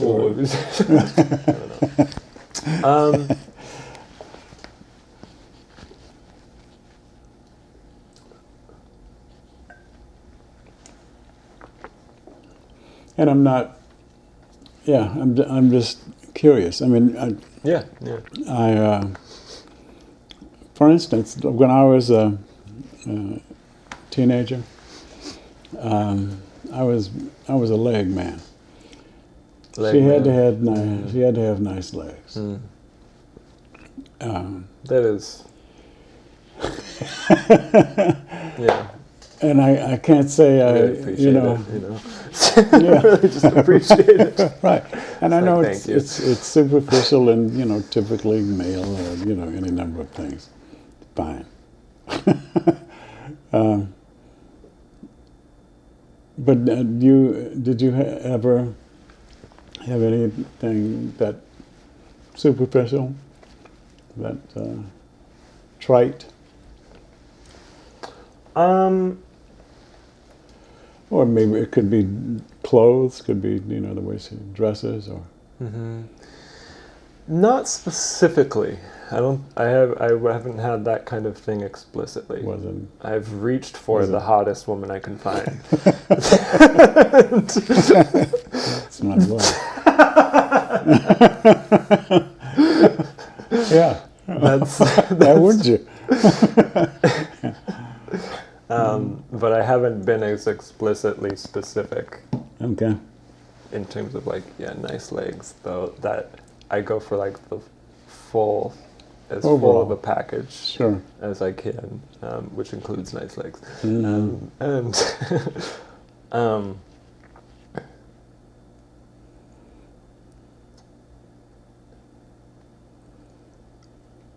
for me, so much of it has been by my gut too. And just by this basic gauge of chemistry and resonance, Yeah. and like basic enjoyment Mm-hmm. is something that's always, basic attraction, enjoyment has been really the like,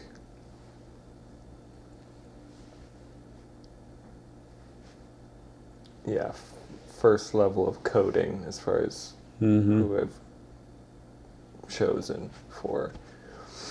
Sure. Yeah. And I'm right there. yeah, Mm-hmm. yeah, and I've really, and that's only increased. Like I've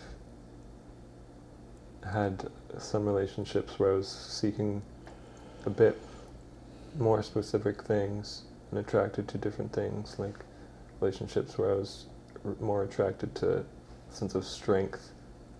I'm thinking of one in particular that was really what got me.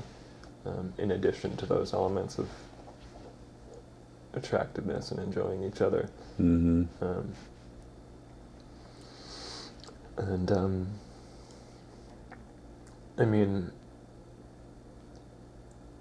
yeah, and in so much of, and I think this is the case with a lot of people, but it's something that I've just had to become more. Well, I've been aware of in ways throughout my life, but it's just increasingly becoming aware of the ways in which the women I've been attracted to and that I seek out and pursue, also have something that I need spiritually, Mm-hmm. and to teach me, and like for me to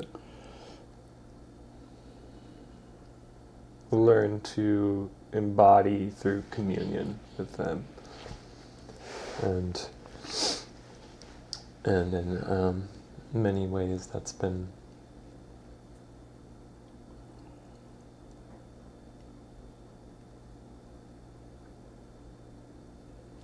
a big part of my, what I've realized more later and in hindsight, big part of my selection process Mm-hmm. is the way in which I need to grow, like reaching, that's who I'm looking for, in addition to Mm-hmm.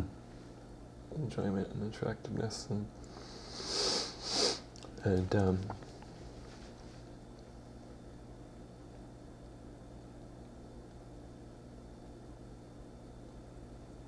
yeah, now I'm in the more of a place of looking to, and in all of my relationships in some way,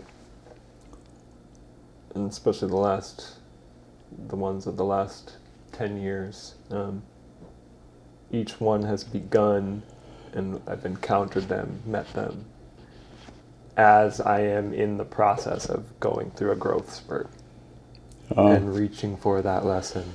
And then they're like, yeah. and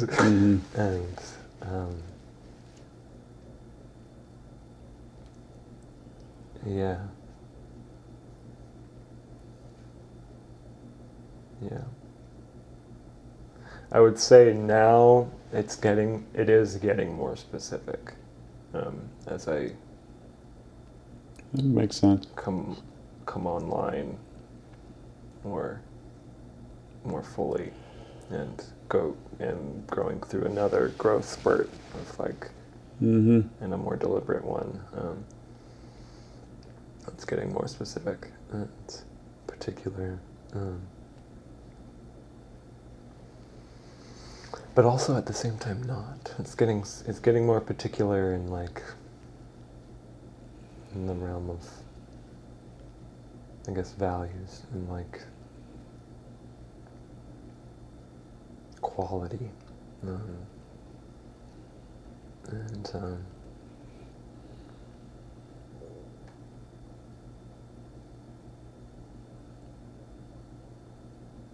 yeah, I've got to, those basic things I said are just even more the case. Like, I've got to really enjoy the person on like a basic level.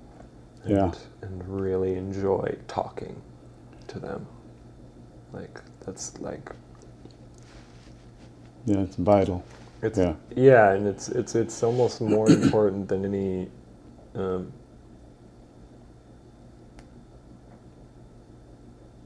like, this isn't completely the case, but there is a truth to, like, it's more important than what they do, what their background is, like, whether they're an artist or not. Right. Though that seems to be my type. In general. Yeah. I need some of that. It's a real, it's a foundational thing for me. Because if my growing sense is like, if we love talking to each other, then like, we're good. You're fine, yeah. We're good. We can, we can discuss the rest of it. Yeah, if we're able to exist on that basic level together, and then of course on top of that, are we able to communicate in a more like willful and like pioneering manner with each other, maybe we can do anything. Like we could you can work it out. Yeah. We've got the mechanic for working things out. We've got dialogue, got dialogos, the spirit of it alive in us.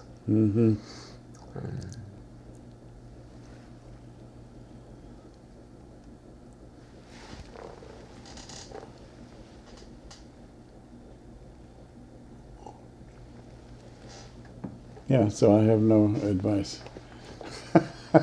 Just trust your gut. Yeah.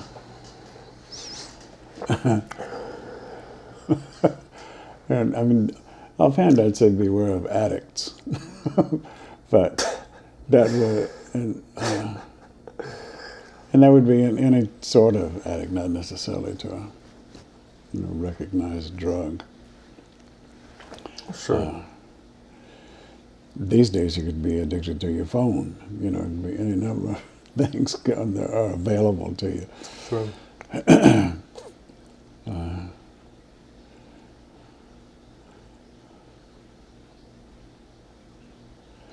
But I think human, chemistry,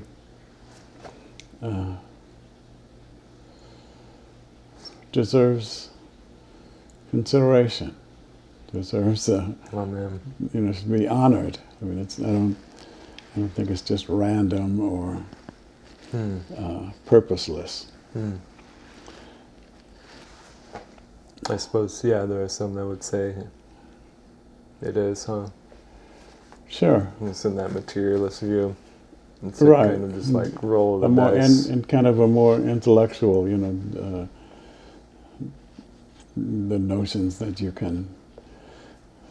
that there's something to be gained by imposing your will. What do you mean? Or intellectualizing everything, and that rational approach to everything. And if you can't explain it, then it may just be a distraction, or does have no real value, or...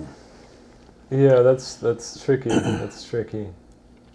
Yeah. Because on the one hand, like, you should be able to. I've been liking the idea that you should be able to argue for it, argue for a relationship, and understand like on a conscious basis, like I need that in addition, because I'm also coming from gut style that I'm like needing to round out with like also understanding on a conscious basis why I love this person.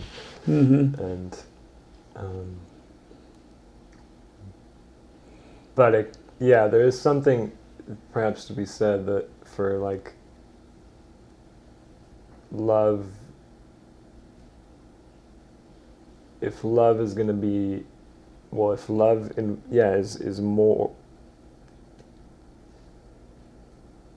well, I guess it gets down to a question of like, what is love? Well, because is it just these chemicals firing off, and is it just the fireworks of chemistry and physiology and neurobiology, or is it something actually transcendent and beyond this realm as well?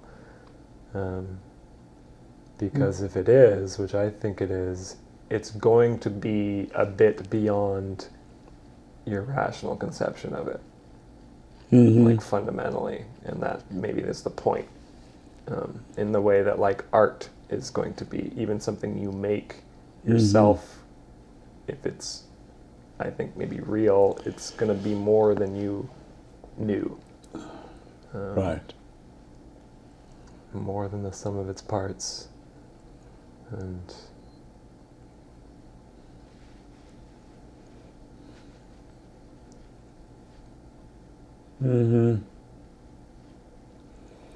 what is love? What is love, Dad?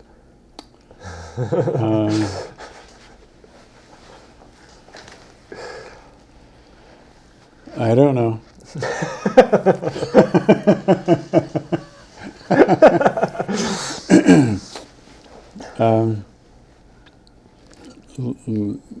Yeah, like there was another example, but it's escaped me. It's left me now. But I think I know it when I see it. But I think it's too big for me to describe. I could take a whack at it, and find a dictionary or something. But Sure. Sure. I think in most ways it's ineffable. It's beyond words. There are ways to. There are indicators, or what seem to be indicators, and there. Signs of its existence. Yeah, right. We can recognize its effects on the landscape. Shows, yeah. It's like the wind. Right, like the wind. You see the dunes. You can see its effects. Right. You can't see the wind though. But can you? Yeah. With the right substance, you probably could. Yeah. Anyway. No, I don't even. That's not something I would try to define. I don't know that there's anything to be gained. Maybe, but there again, I just go with my gut. Yeah, in terms of identifying it. Right. On a practical basis. Or thinking I'm exhibiting it or showing some sign of it.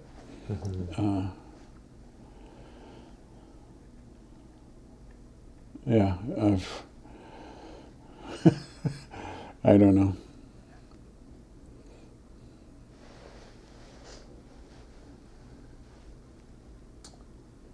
Yeah, I guess. What do you think?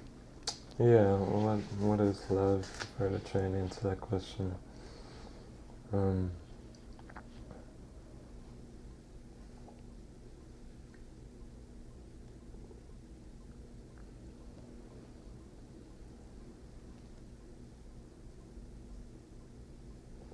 Well, I think of in terms of the experience of it, there's like a recognition. There's a recognition of one another and of the place that is love. Like I sometimes think of love as a place and as like a plane of being or something. Mm-hmm.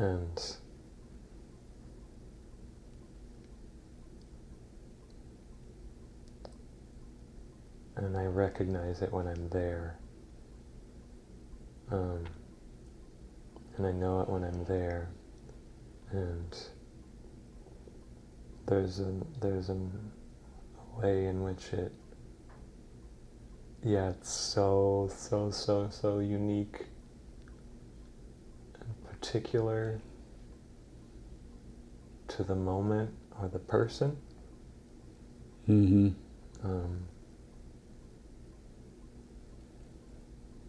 Like, because you can love a thing, and you can love a person, you can love an activity.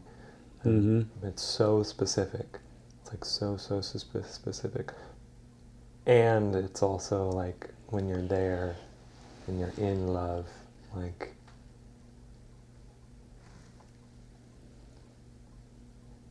there is a familiarity of kind of arriving at the house in the woods. Mm-hmm. Like, oh yeah, this is the house. Yeah, right. I've known of this. At last, yeah. I know this place. I know this place. And so it's just like, there's a kind of both a memory and a discovery at the same time. When I experience it.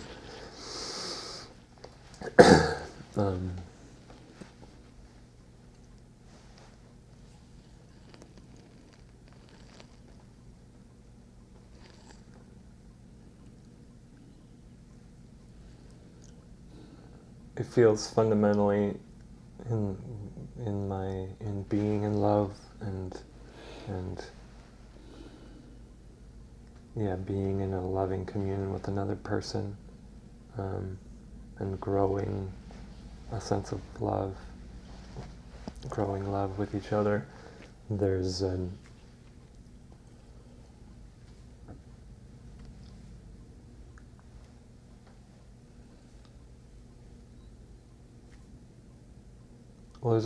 there's this aspect of like evoking, like it is both the experience of it with someone is both revealing, like in an unfolding sense, like a revealing of more of myself to someone, a revealing of someone to me. A greater part of their like soul and spirit and psyche, and that is a part of it, the experience of love. And then it's also this like pulling, like this desire to pull at the thread of someone and to know them. And to know, like love like evokes this desire to know. And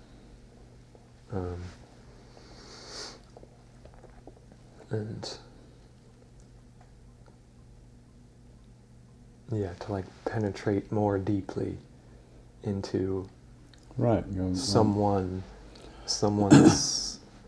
being. Right. And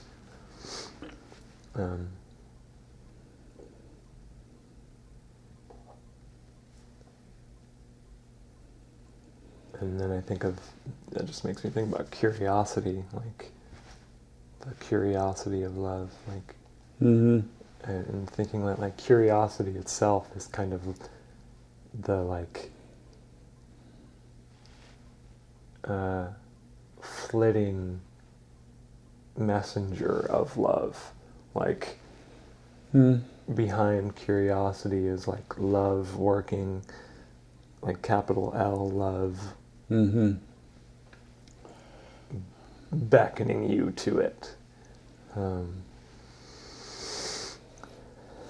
I think I see what you mean. Yeah. Yeah, that's an interesting observation. Yeah, the So it's like curiosity an is on. experiential kind of definition, Right. take at it. Yeah, where there's, you can always have a little more. Always know a little more.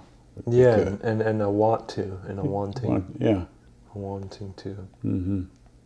like, yeah, like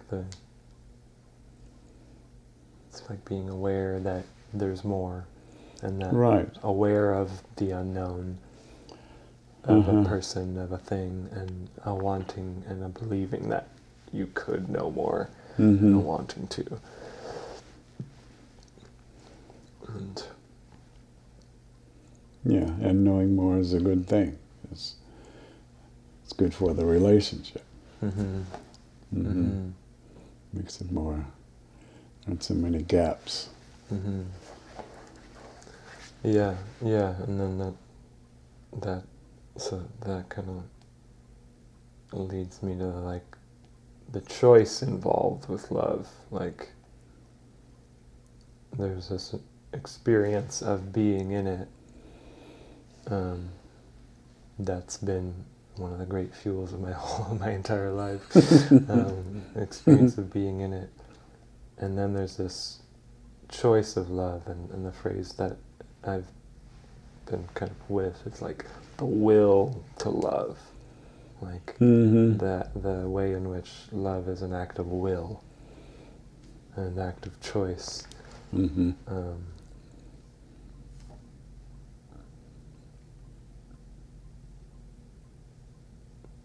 Like,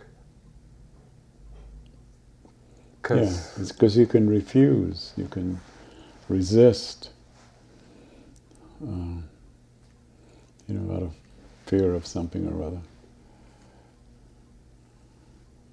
yeah, you can resist opportunity of love. Sure. Yeah. Yeah, and there's also this element of like just kind of almost in a sense of sovereignty and personal power, like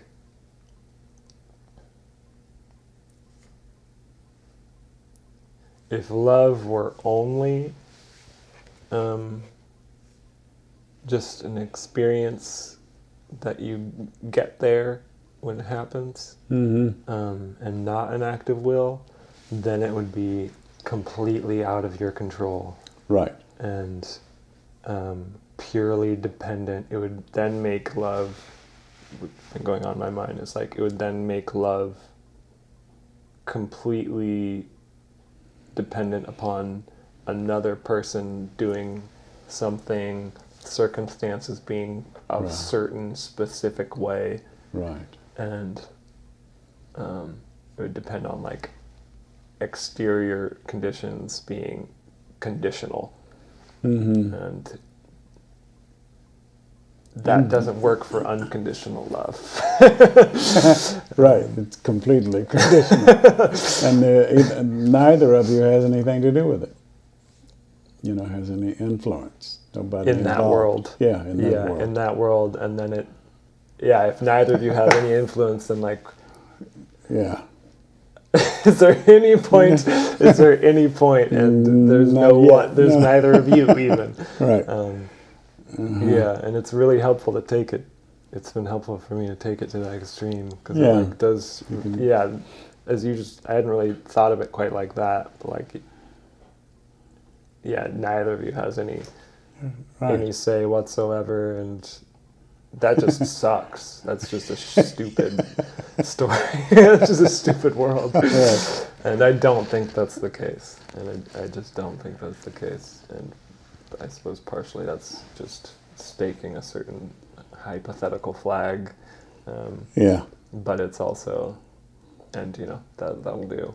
But I do think it's a conviction as well that like there's an element of will with love where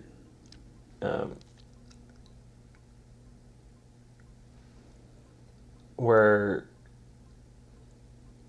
well, it's an act of like in terms of being a man, like being a man, taking responsibility for it. No one is responsible for it except me. This love, and and the love in my life, and no one else can do it. And no, not for you. It's my not for you, not for me. And it's like my choice to engage love, cultivate it, give to it, create it, go find it, whatever the heroic quest verb is is calling for in a given week, given day, given moment. It's a choice, and I love that because it puts it on me, and just makes it available in that way. Like, oh, I don't have to wait for anything, body. Right. I get to make it and cultivate it, and sometimes just allow it. And sometimes just allow it. Yeah, totally. Sometimes just allow it. That's right. Yeah. And just the choice, that choice in itself is really, really important sometimes. And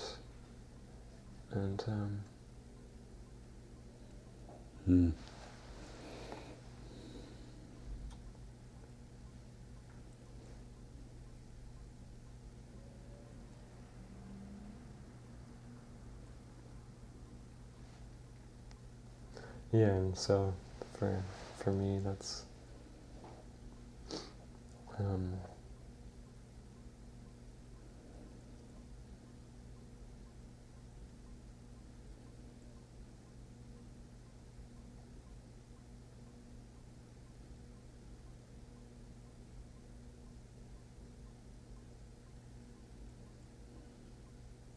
it's the like driving force in my life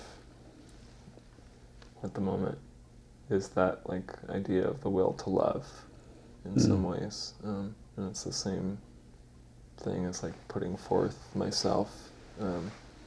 It's this like taking ownership of the experience, and taking responsibility for it. And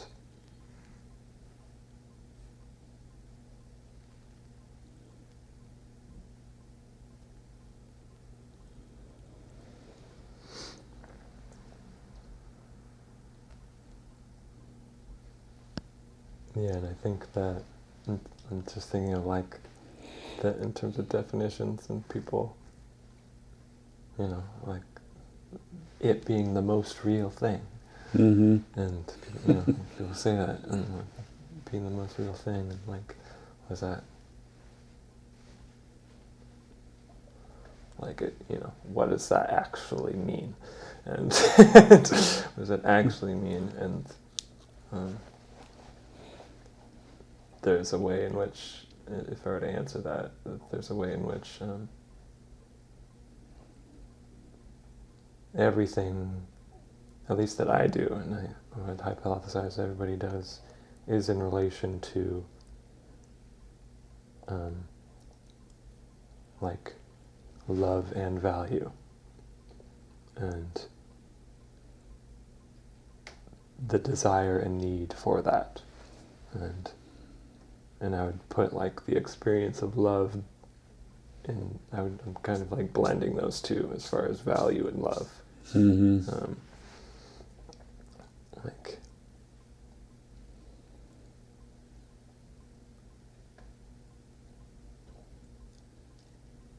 yeah, that, like, when you're in love, when you're in an experience of love, like, value is, in some sense, like, experience is valuable.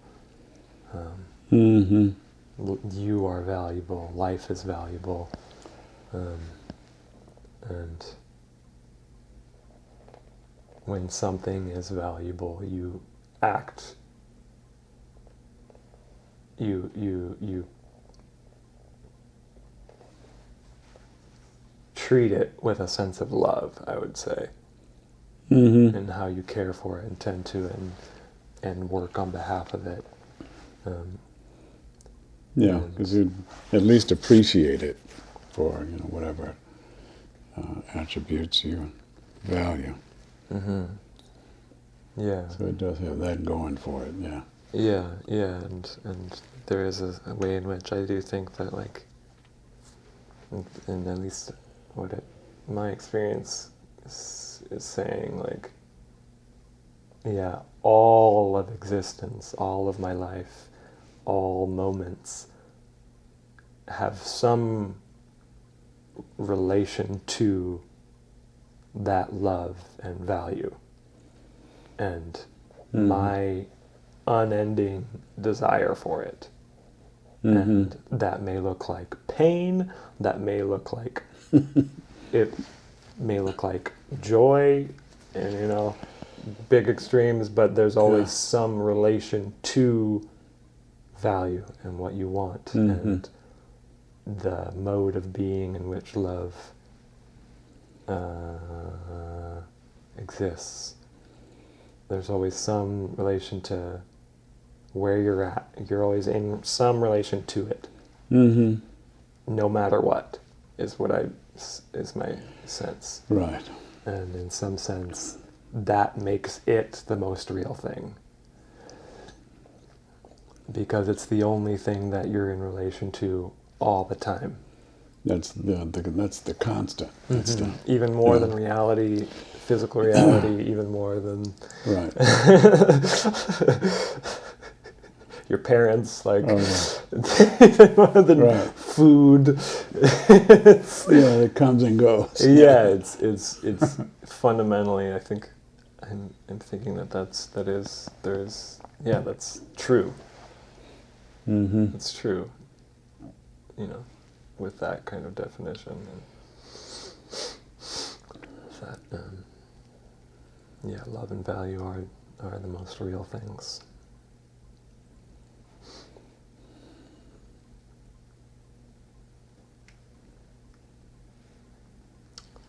So,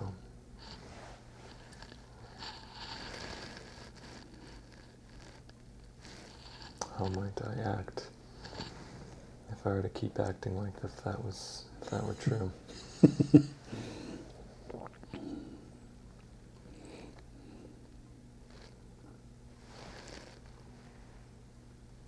And my immediate answer is just like, I will just start to say that more, like, and just get straight to the point. Like, this is what I'm about, this is what I'm after, and like, Yeah. what are we doing today? Right. Yeah. Let's get straight to the thing. This is what I'm after.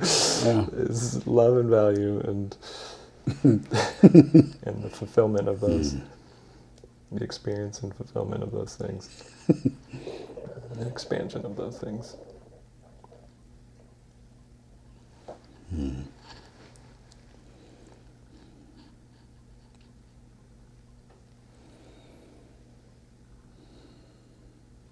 then I think maybe one last note, just to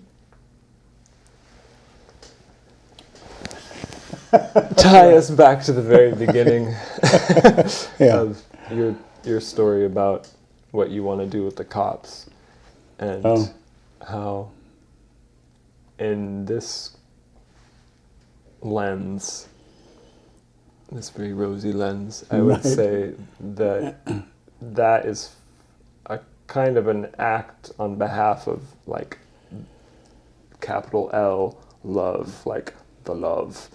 Yeah. Where you're willfully you're seeing this vision of like willfully displaying and revealing and creating a context in which the public can get to know Yes. the police, and there is a side effect that comes from getting to know someone of like love Sure. Give it happens. a little, just a little better opportunity for that to blossom. Mm-hmm. Yeah, I get and better opportunity. Yeah, I think it would be good. It'd be good for the cops. I mean, the worst thing I can think of about it is that it's got to warp your view if you do it long enough. Just because the people you deal with are just like how you do anything will affect your view. Yeah. Mm-hmm. And they see people in extremis, in extreme situations. Yeah. Because, when things are going well, nobody calls the cops. Yeah. Yep, nobody wants to see them. Nobody wants to see them. Yep. They don't get to come to the birthday party. No. I know. And I can just imagine how that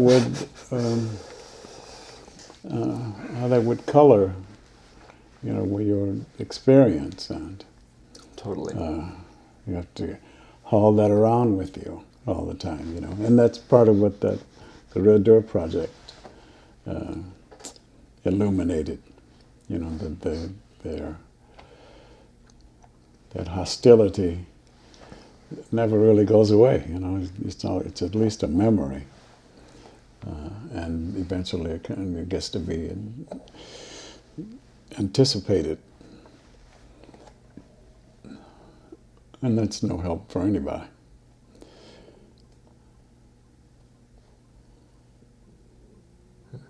Yeah, but and I recognize that it's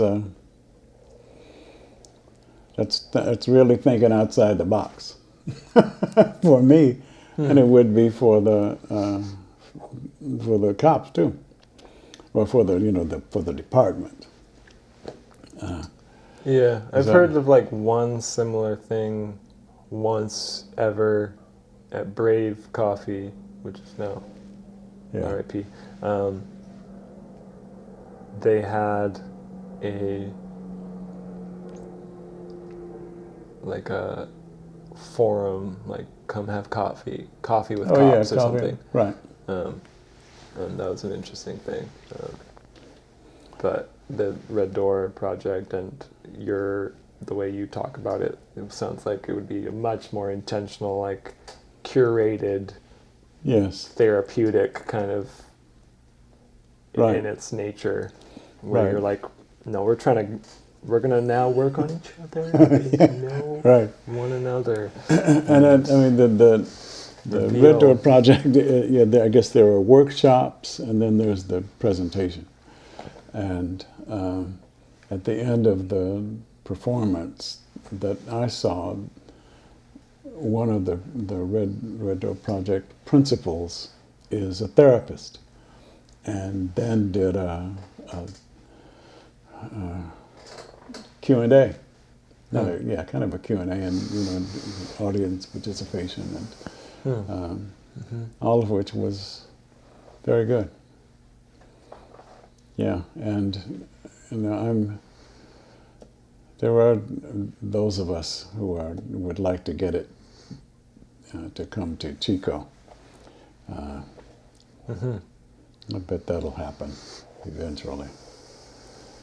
That'd be a good thing too. Yeah. Yeah. We're all just, Ramdas said that we're all just walking each other home.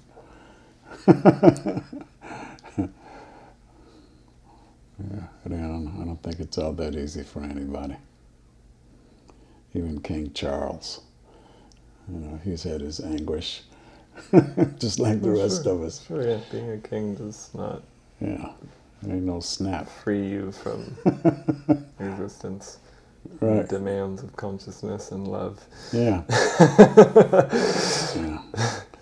Nope. Even if somebody does put your studs in for you, you know.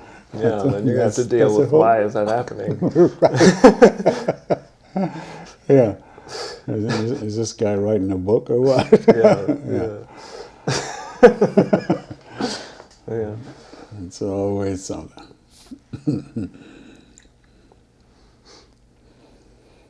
Yeah. Although this is probably better than boredom. What? They're always being something. Well, I suppose that's maybe a fundamental let there be light message. You're right. It's better that there be something. Let's see what's out there. Yeah. And to just continue imposing my will of love on the thing. That's part of the beauty of love and partnership, and just love between people, but like partnership being, you know, the like sacred context of working on that, practicing that, like.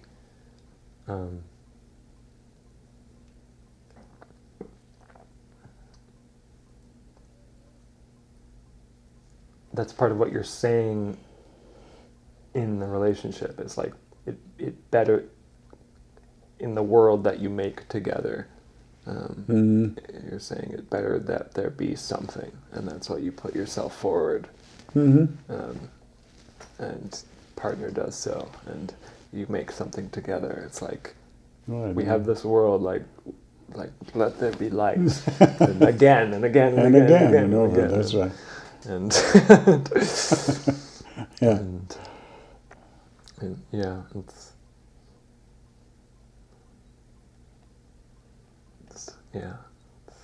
endless practice of that. It's better to be than not to be.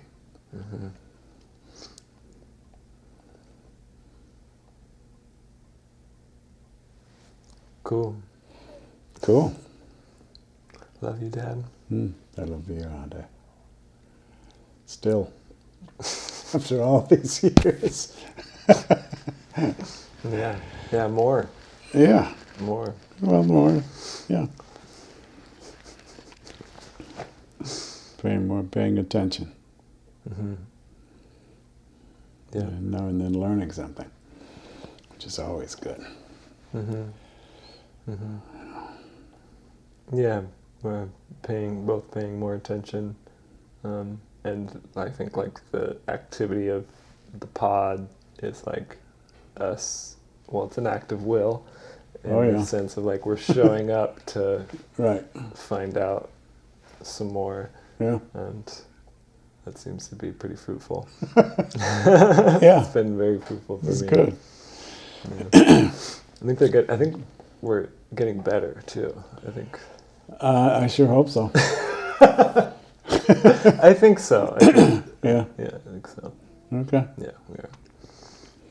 Good. Lord knows I'm trying. Me too. It's hard to tell from the inside here. I don't know. Yeah, I'm really, really happy to be doing this. Good. Yeah, it's good. It's very good. Yeah, it's good therapy, if nothing else. Oh yeah, we've gotten some good. Good stuff. We really have. Yeah, for sure. Yeah. Father. Son.